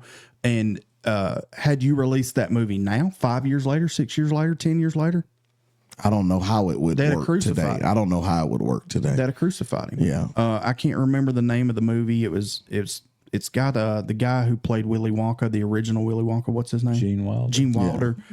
Blazing Saddles. Blazing Saddles. Yeah. Like, very offensive movie, especially to people of color. Yeah. But if you understand it and why it's the way it is, it's like, that's freaking genius. Yeah. It's freaking genius. All in the Family, Archie Bunker. Oh, that show was racist. No, it wasn't. It was it was showing that the country is headed that way. Yeah. Yep. So Yeah. don't be this way. You know? And that's the thing is, And like, even black, like, obviously I'm a black man. And Are you? And so growing up, when I went up, You know he's white, right? when I was, That's what I thought. I'm not. What's wrong with that? There's nothing wrong. There's nothing wrong with anything. It's just. I'm offended. But look, growing up, when I grew up, those reruns of Archie Bunker and things would come on, and black people laughed at that stuff. We laughed at that stuff back then. You know, white people laughed at things that black comics used to get on stage and just about only talk about white people. Yeah. And white people thought it was hilarious. Dave Chappelle would Because do it's freaking true. Dave Chappelle would do an entire bit, you know, but we grew up at a time where, you know, being offended wasn't the cool thing to do. We you know, we found things funny. We allowed ourselves to be entertained back then. Today, you know, people don't allow, and I'm not saying that some things don't. Well, yeah, obviously it's always going to be some things that just are over the line and offensive. Yeah. And so we, you know, we need to recognize that, but I don't think it's cool to be so offended that you forget to be entertained. Yeah. A lot of this stuff is entertainment. Yeah. And you have to allow yourself to let the guard down a little bit and just be entertained by something. You know, you don't have to take everything so seriously. Well, stereotypes are there for a reason, right? Yeah. Because that's what that culture is. You know, all Asians are good at math. Yeah. You know what I'm saying? Yeah. Like, well, they are. Yeah, yeah. And it's funny because they are. Yeah. You know what I mean? Women aren't good drivers. it's not 100% true, but in a lot of cases it is funny. You know what I mean? So, and nothing's 100% true. Right. And so that's the thing. And that's the thing about a stereotype, right? Well, obviously it's not 100% true, but there are aspects of it that are, you know what I mean? Yeah. Everybody from Alabama marries their sister. Yeah. You know what I'm saying? Yeah. Like, no, we don't do that. But it's pretty funny because there are people here that do that. Yeah. You know what I mean? So it's like, why are we so offended and why are we so broken as a society by things like this? Why are we so shocked when a Diddy situation comes out or a pastor does what they do? And in reality, in my opinion, it's because men have stopped being men. Mm-hmm. Men have stopped stepping into their role and saying, hey, look, stop this nonsense. You know what I mean? Yeah. We've taken a back seat and let this nonsense take over. Therefore, you can't laugh about anything anymore, or you can't even look at things unbiasedly anymore because we are not willing to do anything about it. Yeah. We're not willing to step into the role that God naturally gave us. And I'm not talking about us lording over anybody, but just our natural God-given roles as leaders. We don't step up and do that enough. Yeah. You know, then you get a person like Ricky Smiley who does. It's funny then, but it's not funny now. Mm-hmm. It's not funny now because we have sat further and further and further back in the seat. Yeah. And instead of driving, we're being driven, you know. Mm-hmm. It just, I don't know. I think society has made everything a victim class. You know what I mean? Yeah. You've got to be, if it offends you, you're a victim. Yeah. Everything's, you got to be a victim about everything. Yeah. Instead of grow some tough skin, dude. Yeah. It's not that way unless you make it that way. Yeah. You know what I mean? You're not offended about stuff. You know what I mean? Mm-hmm. Me and you, Joe, we're brothers. You know what I mean? But still, somebody you just met, you ain't got to take it like that. Yeah. You know what I mean? Yeah. It's not like that all the time. Yeah. Is there evil intention? Sure. You know what I mean? But we don't have to be a victim class. Well, I think a victim about everything. This latest movie that I can't remember the name of it, Julia Roberts is in it. And one of the young, it was a young character. I just saw the movie trailer, but the line stuck out to me when she said it. And one of the younger characters on it said, I'm not comfortable with that. And Julia Roberts' character looked at it and said, everything isn't designed for you to feel comfortable. Mm-hmm. And it was like, I get where she's coming from with that. That's a message to, you know, how it is today that everything in the world doesn't have to make you comfortable. It's not going to go your way. Everything doesn't have to. Everything doesn't have to make you comfortable. Yeah, it's not the end of the world if you're not so comfortable with this right here. Just move on to something else. Well, and I'm not saying that you have to be comfortable with it because I'm comfortable with it. You might not be. You can feel how you want to feel about it, but we don't have to be outraged about everything we're not comfortable with. What makes you being uncomfortable with it okay, but me being comfortable with it not okay? Yeah. You know what I'm saying? Yeah. Like, I could care less what your preference is. Mm-hmm. Just don't force it down my throat. Yeah. Just don't tell me I have to do that, because I'm not telling you can't be who you want to be. Mm-hmm. You know what I mean? And I get, society as a whole, we do put these stigmas up. This is right. This is wrong, blah, blah, blah. But, at the end of the day, who rules you? Yeah. You do. Yeah. Mm-hmm. Especially in America, we're supposedly free people, but, it's my choice whether I'm offended. Yeah. So if I just choose not to be offended, who cares? Yeah. You know, maybe if you would laugh a little in your life, you might not be so offended. Yeah. You might not be so hurt, And then I do, at the same time, I do want to be sensitive to the fact that sometimes there are things to get offended about. Sure. Sometimes there really is a cruel intention in a comment or something like that. I'm just saying you don't have to take everything so seriously. Yes. And that's the thing, I'm not going to tolerate somebody rolling up on you, screaming and yelling at you, being racist towards you. I'm not going to do that. I'm going to bust that fool in his mouth. Yeah. But if somebody does it and you know them and it's a joke and it's a joke and you're okay with it, that's fine. Then I can't be offended by that. I may not like the fact that he's talking to you that way, but if you're cutting up with him, going back and forth with him on it, who am I to be offended by it? And that's the thing, is we want to push off our I guess convictions, for lack of a better word. It's not really convictions. It's we just want to we as a society just want to be offended. And honestly, I think it's a ploy. I think it's a push. If they can keep us offended and divided, then we can. It's a gain in it for them. Yeah, it's a gain for them. The higher ups or whatever. Harper talked about it on A Bug's Life. You ever seen A Bug's Life? Harper talks about it on A Bug's Life. Yeah. We outnumber them 1,000,000 to 1, but if they outnumber us 1,000,000 to 1, and if they ever figure that out, our way of life has changed. Yeah. I think that applies. There's a lot of truth in that. Yeah, it's a lot of truth in it. Yeah. Them Pixar movies, man, those early Pixar movies, 10 out of 10. You can equate them though. That stuff really does A lot of life they lessons put a there. lot of life lessons in those movies and stuff, and you can look at them like they're childish, but to be honest with you, it's a lot of truth in some of that stuff. Yeah. We should all go watch A Bug's Life tonight. We should go watch A Bug's Life. Yeah. I thought you wanted me to watch Lord of the Rings. We'll watch A Bug's Life. You need to go watch it. You gotta watch Lord of the Rings. That's not a question. Gotcha. I'll check up on you in a week. Or we could watch Ants. Oh yeah, I like Ants. I didn't like horrible. It wasn't. I Bug's didn't Life. like Ants better than A Bug's Life. No, it was horrible. But I was 12, Yeah. I think, when it came out, and I watched both of them, and I was like, okay, Ants is fine, but A Bug's Life is great. Why does Hollywood do that?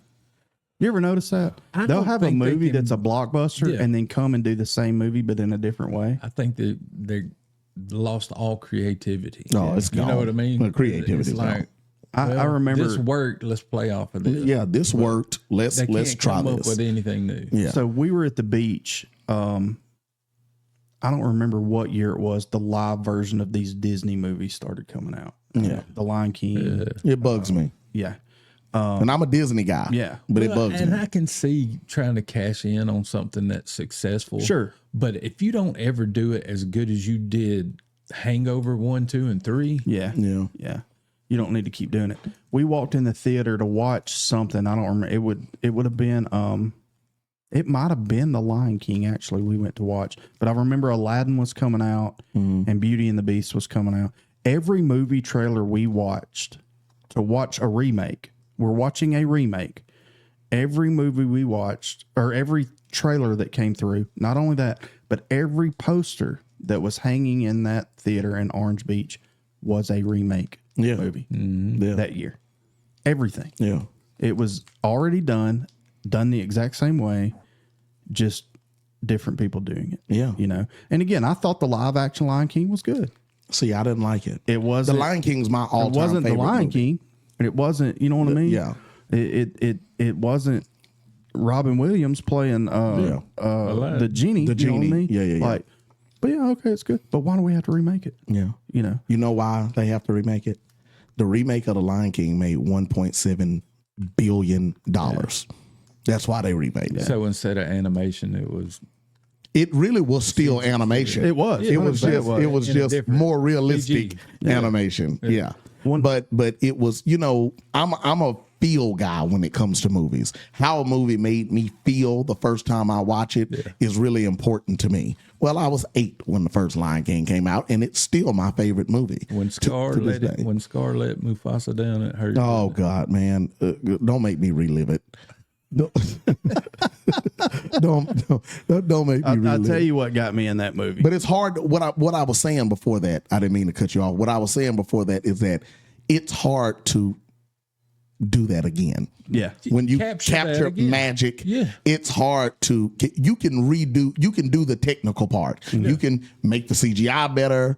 You can get flashy voice actors to come in and big names. You had Beyonce, you had James Earl Jones. So you can do all of the technical stuff. But can you make us feel the way you made us feel in And you grabbed that 1994? lightning in a bottle. You can't do it twice. Here it is. You can't do it twice. You can do it one time. Here it is 30 years later, and I still get choked up when I hear somebody, Anybody. Like, still, you know what I mean? Yeah, Help. yeah. You know, Scar, Yeah. yeah. Brother, help me. Long Live the live the king. There's that buttery voice. It still hurts. Yeah, it's tough. It still hurts, man. Last question before we wrap up. What do you think a man is? It's a nuanced question. because, you know, I'm a single guy, so I'm not having to provide for anybody but me. But I think that the base of life is to love the Lord thy God with all thy heart, with all thy soul, and with all thy mind. And then love your neighbor and love yourself. And when you put God first, love God, and then you love your neighbor, and then you love yourself. And I think that's the base. So if you start with that, I think you'll be fine with anything. That's how I see it from my perspective. Now, coming from the perspective of a family man, it'd be to protect and to provide and to, you know, this, that, and other. But coming from my perspective as a single man, I try to make that the base. And then if you follow those things, then you'll probably be fine. You'll probably be doing it. And I ain't perfect. Yeah. And so, you know, just because I say that that's the goal doesn't mean that it always looks like that. Yeah. But for me, love God first, love your neighbor, which is your fellow man, and then love yourself. Yeah. And if you stick to that, then I think that, you know, you're doing what a man's supposed to do. That's a good answer. You know, if we're going to follow in the steps of Christ, what does he tell us? We say it all the time on the show. If you love me, you'll keep my commands. Yeah. Love God. It takes care of everything. Love your neighbor. Yeah. You know, and that's the basis of it. And it's funny because we ask just about every man that comes on here the same question. And it always comes back to, and again, like our focus is we want everybody to follow Christ, but we also understand that people listening to the show may not.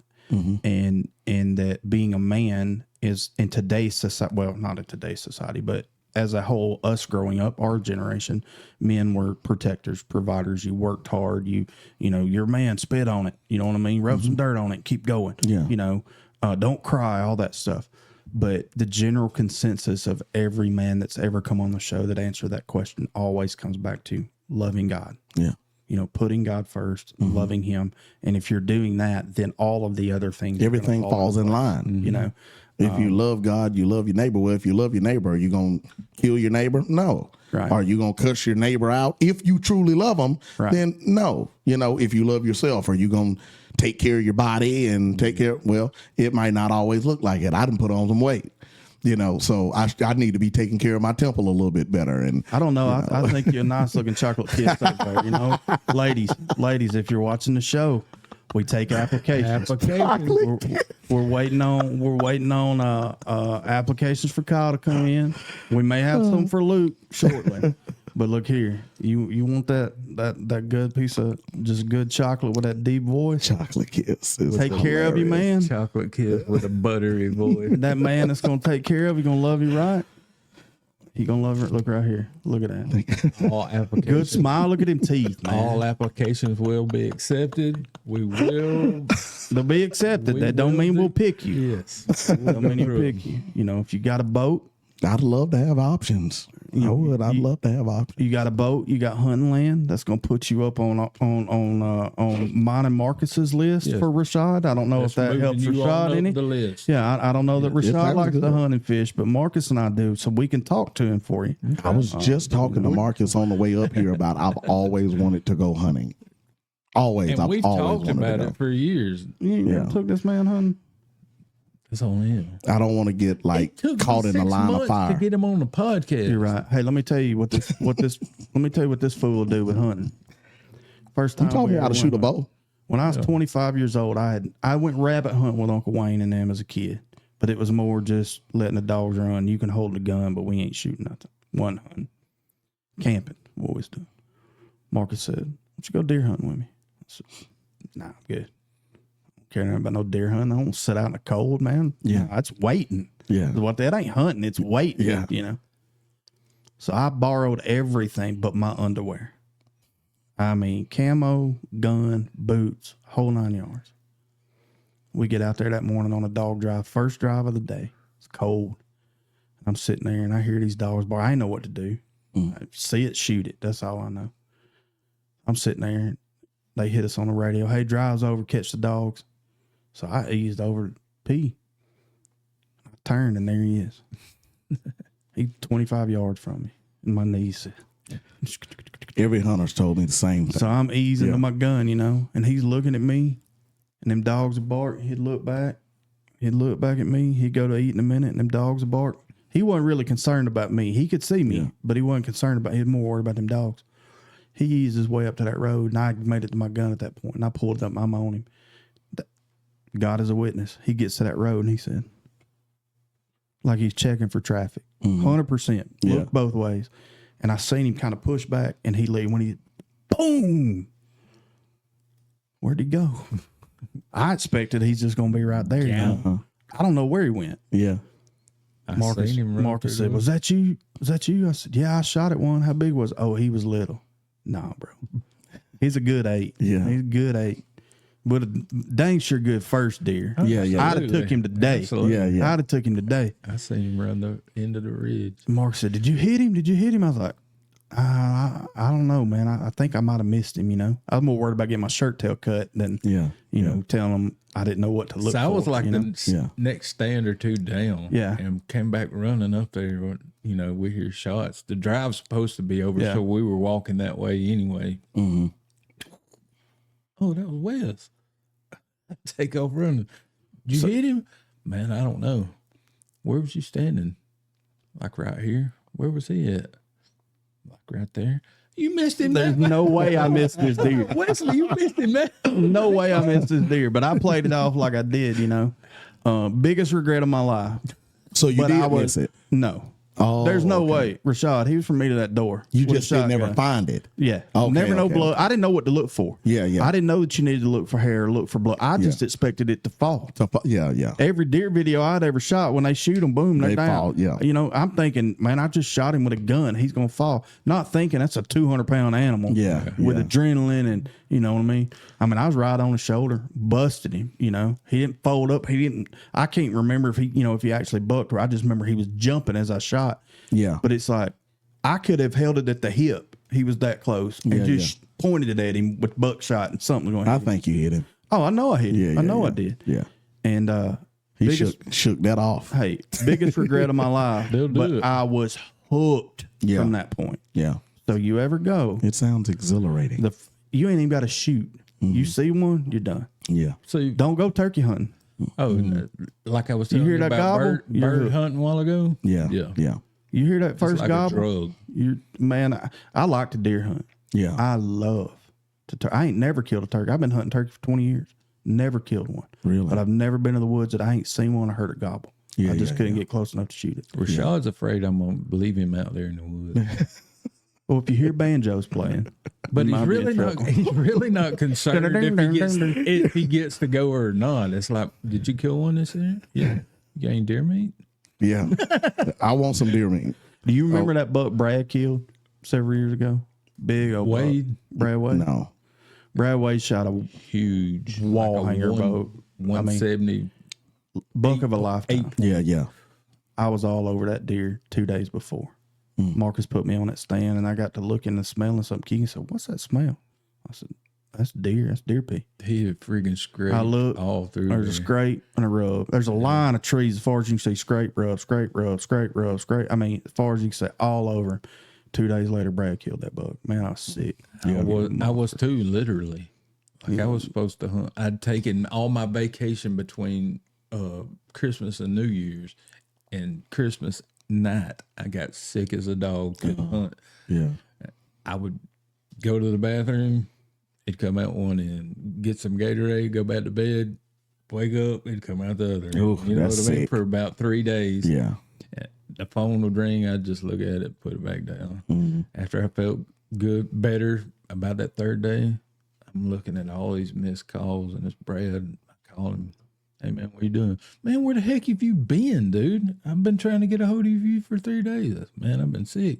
Man, I killed the biggest buck ever. Yeah, that I was like, buck what are is you talking ridiculous. about? He said, man, look on Facebook. Look on the internet. It's going viral. I was like, what? You had to be sick. You hadn't even looked on social media. No, I'm telling you, I Yeah. would go to the bathroom, go to bed, go to Yeah, the bathroom for about 3 days. And I was like, oh my God, Brad. He said, I told you. That buck looked like a mule Why was deer. you not? That's how big he was. He looked like a mule deer. It didn't look like an Alabama deer. It That's was for sure. 170-inch 8-point. Goodness gracious. Big one. See, I've turned into a golf guy in my old age. Sweet. I've been golfing. For real? Yeah. Yeah, I've been And you golfing. hadn't hollered at me? Look, bro, But we can go anytime. you let me I've know. started- Again, you let me know. I'm terrible. I used to play a lot, like especially in school and stuff. I used to play a lot. I love golfing. I suck. I started golfing. But I love started playing. I started going to the range in like June of last year, and one of the best golfers there came to me. I had like a what's that called? 3-wood? Is that what it is? There is a 3-wood, yeah. Yeah. And so I was hitting with that one day, and he came over and looked at me, and he was going to give me some tips. And I thought I was doing terrible, but I knew I was having a good day with that. And he was like, "That'll work.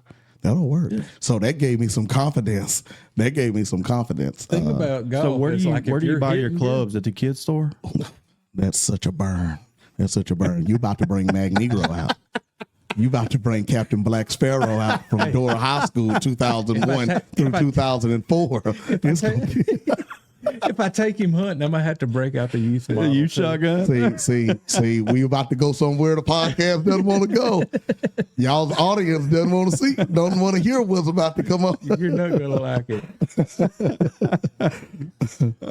My boss, Jeremy, I love him. He's sergeant in the military, and he's about your size. Yeah. And he'll walk in the room and he'll start talking. I'll be like, "Jeremy, are you in here?" He's like, "Oh, another short joke." Oh, there you are. Look, my best friend, like to this day, he's like 6'2". Y'all know Carmelo. Yeah. He's like 6'2". I'll go up and I'll tap him on the shoulder, and he'll turn around and just start looking. And I'm like staring up at him. Look, but to this day, it tickles me. It's the funniest short joke and he doesn't even say a word when he does it, but it's the funniest short joke. My thing is, you can't tell all these women how sexy I am and then tell them that you're 6'2". Yeah. The camera adds 8 inches. We should. Yeah. Hey, remember this: God only lets you grow till you're perfect. Hey, that's pretty good. That's what Jeremy says. Wow. I'm like, "No, you just short. I've never. God heard only that lets you grow before. till you're perfect." I'm so used to hearing negative No, man, you talk got to about spin being it. short. I've never heard that. That is really good. They ain't no tall kings and short kings. There's just perfect kings. Yeah. You grow till you're perfect. See, I always thought I was like God kind of nerfed me. You know, like how in a superhero movie like the Avengers, like if you know anything about Marvel comics and everything like that, you know that Scarlet Witch is this really powerful character, and the Vision is a powerful character, and the Hulk is a powerful character, where they bring in Thanos, and you've got so many powerful heroes that could fight Thanos. If you let them be at full strength at the beginning of the movie, then it wouldn't be a movie. Right. So you got to find, the script has to write something else for those characters to be involved with, so they won't fight Thanos and win the movie in the first 15 minutes. That's right. So they call it nerfing the Scarlet Witch, nerfing the Hulk, because you got to sideline them so they won't end the movie in 15 minutes. That's what God done to me. Yeah. He was like, this guy's going to be if I let him get to 6'2", there's going to be no too much power. It's too much power. Way too much. He's got everything else. I've got to find some kind of way to stifle this guy, but not completely take all of his confidence away. Yeah, so I'm going to cut him off right here. His mom's 5 foot. I can justify it. I'm going to cut him off right here. I get it. Look, man, I'm 6'2", and I'll tell you the advantages to being tall. You're tall. That's it. The disadvantages to being tall: your back hurts. Yeah. Your legs are about this big around. You got no rear end. You got this barrel shape. You look like an orangutan. You lift your arms up. You got the belly, and you know you have to cinch your belt real tight. Your waist is a 40. Your belly's a 40, but your waist is a 28. You know what I'm saying? Yeah. See, these short kings, they just proportion it all the way down. Yeah. They look stocky. They look muscular. Yeah. You know? You can look muscular even when you're not, when you're short. Yeah, there you go. You can look stocky and, you know. Yeah, there you go. You know, fire You plug. pull it off. Yeah. Yeah, nobody wants to hit a fire plug. Yeah. I hit a telephone pole. It'll break. A fire plug ain't going nowhere. You know what I'm saying? There it is. It's been great for my confidence here. Hey, we're here, man. Yeah. So we have to tear you down to build you up the way we want you. Yeah. I get it. Hey, we're here to build men up. That's I right. get it. That's right. If we have to break them first, that's fine. Yeah. But we'll get them back there. Yeah. Ladies, seriously. You want a king? Send your application. Yeah, Send your application. I'm good looking. Yeah. I don't disagree with that. Rahshad, a good looking man. Good smile, good teeth, got them all. Got a good job. Single, no, nothing tiny, no kids. No kids. That's true. Loves the Lord. That's true. And that voice, it just puts you to sleep. You know what I mean? Just sweet nothings in your ear. Ladies, send them applications. We're going to get my dog. Yeah. Not only that, but he's just a good person. Thanks, man. That's my boy. He's a good dude, man. Thanks. Funny. I appreciate y'all Funny, inviting me you on, know? man. I don't even really know Rahshad like that. But every time I see him, it's like I know him like that. Yeah. I mean, I've known him. It feels like we've known each Yeah, other a long time. But we really don't know each Yeah, other. You know what I mean? We don't hang out all the time. It's like, hey, man, what's up? But he's just that type of person. So, ladies, send your applications. Thanks, man. You got guns. You got fishing. You got land.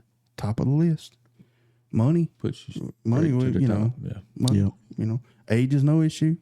We'll figure that out. We'll figure it out. We'll figure that out. You got 1 foot in the grave, one on a banana peel. Don't matter. If you got money, you don't have to be lonely. Shaw, thanks for being here, man. Thanks for Had a good time. thanks for bringing me on. It's been a blast. Yeah, you need to It's come been a back, man. blast. I'm definitely coming back. Yeah, it's fun, man. That's what Definitely I coming tell back. everybody. It's like, what are we talking about? We ain't really got to talk about nothing. We just have fun. Yeah. If people And it's listen, been they good listen. If they conversation. don't, yeah. I was born to talk. So Yeah. anytime y'all want me back, I'm back. Yeah, for sure, Yeah. man. Thanks. Thanks so much for the Yeah, invite. we enjoy it. We enjoy it. So, well, all right, folks, we're going to get out of here. Listen, thanks for tuning in. If you are watching us on YouTube and you haven't done so yet, please hit that subscribe button, hit the like button, keep us going in that algorithm. Leave us a comment. We want to hear from you. Turn your notifications on. Any podcast platform, go ahead and hit follow. Social media, whatever, hit follow. And I guess we'll see you next week. All right. Remember this, Romans 8:31 says, if God be for you, who can be against you? If that's the case, you can crush today, tomorrow, whatever. You can just keep pushing forward. Remember, he's in your corner. Jesus loves you. And you got some guys in this room that love you too. So if you need us, we're here for you. Hope you have a great week. We'll see you next time.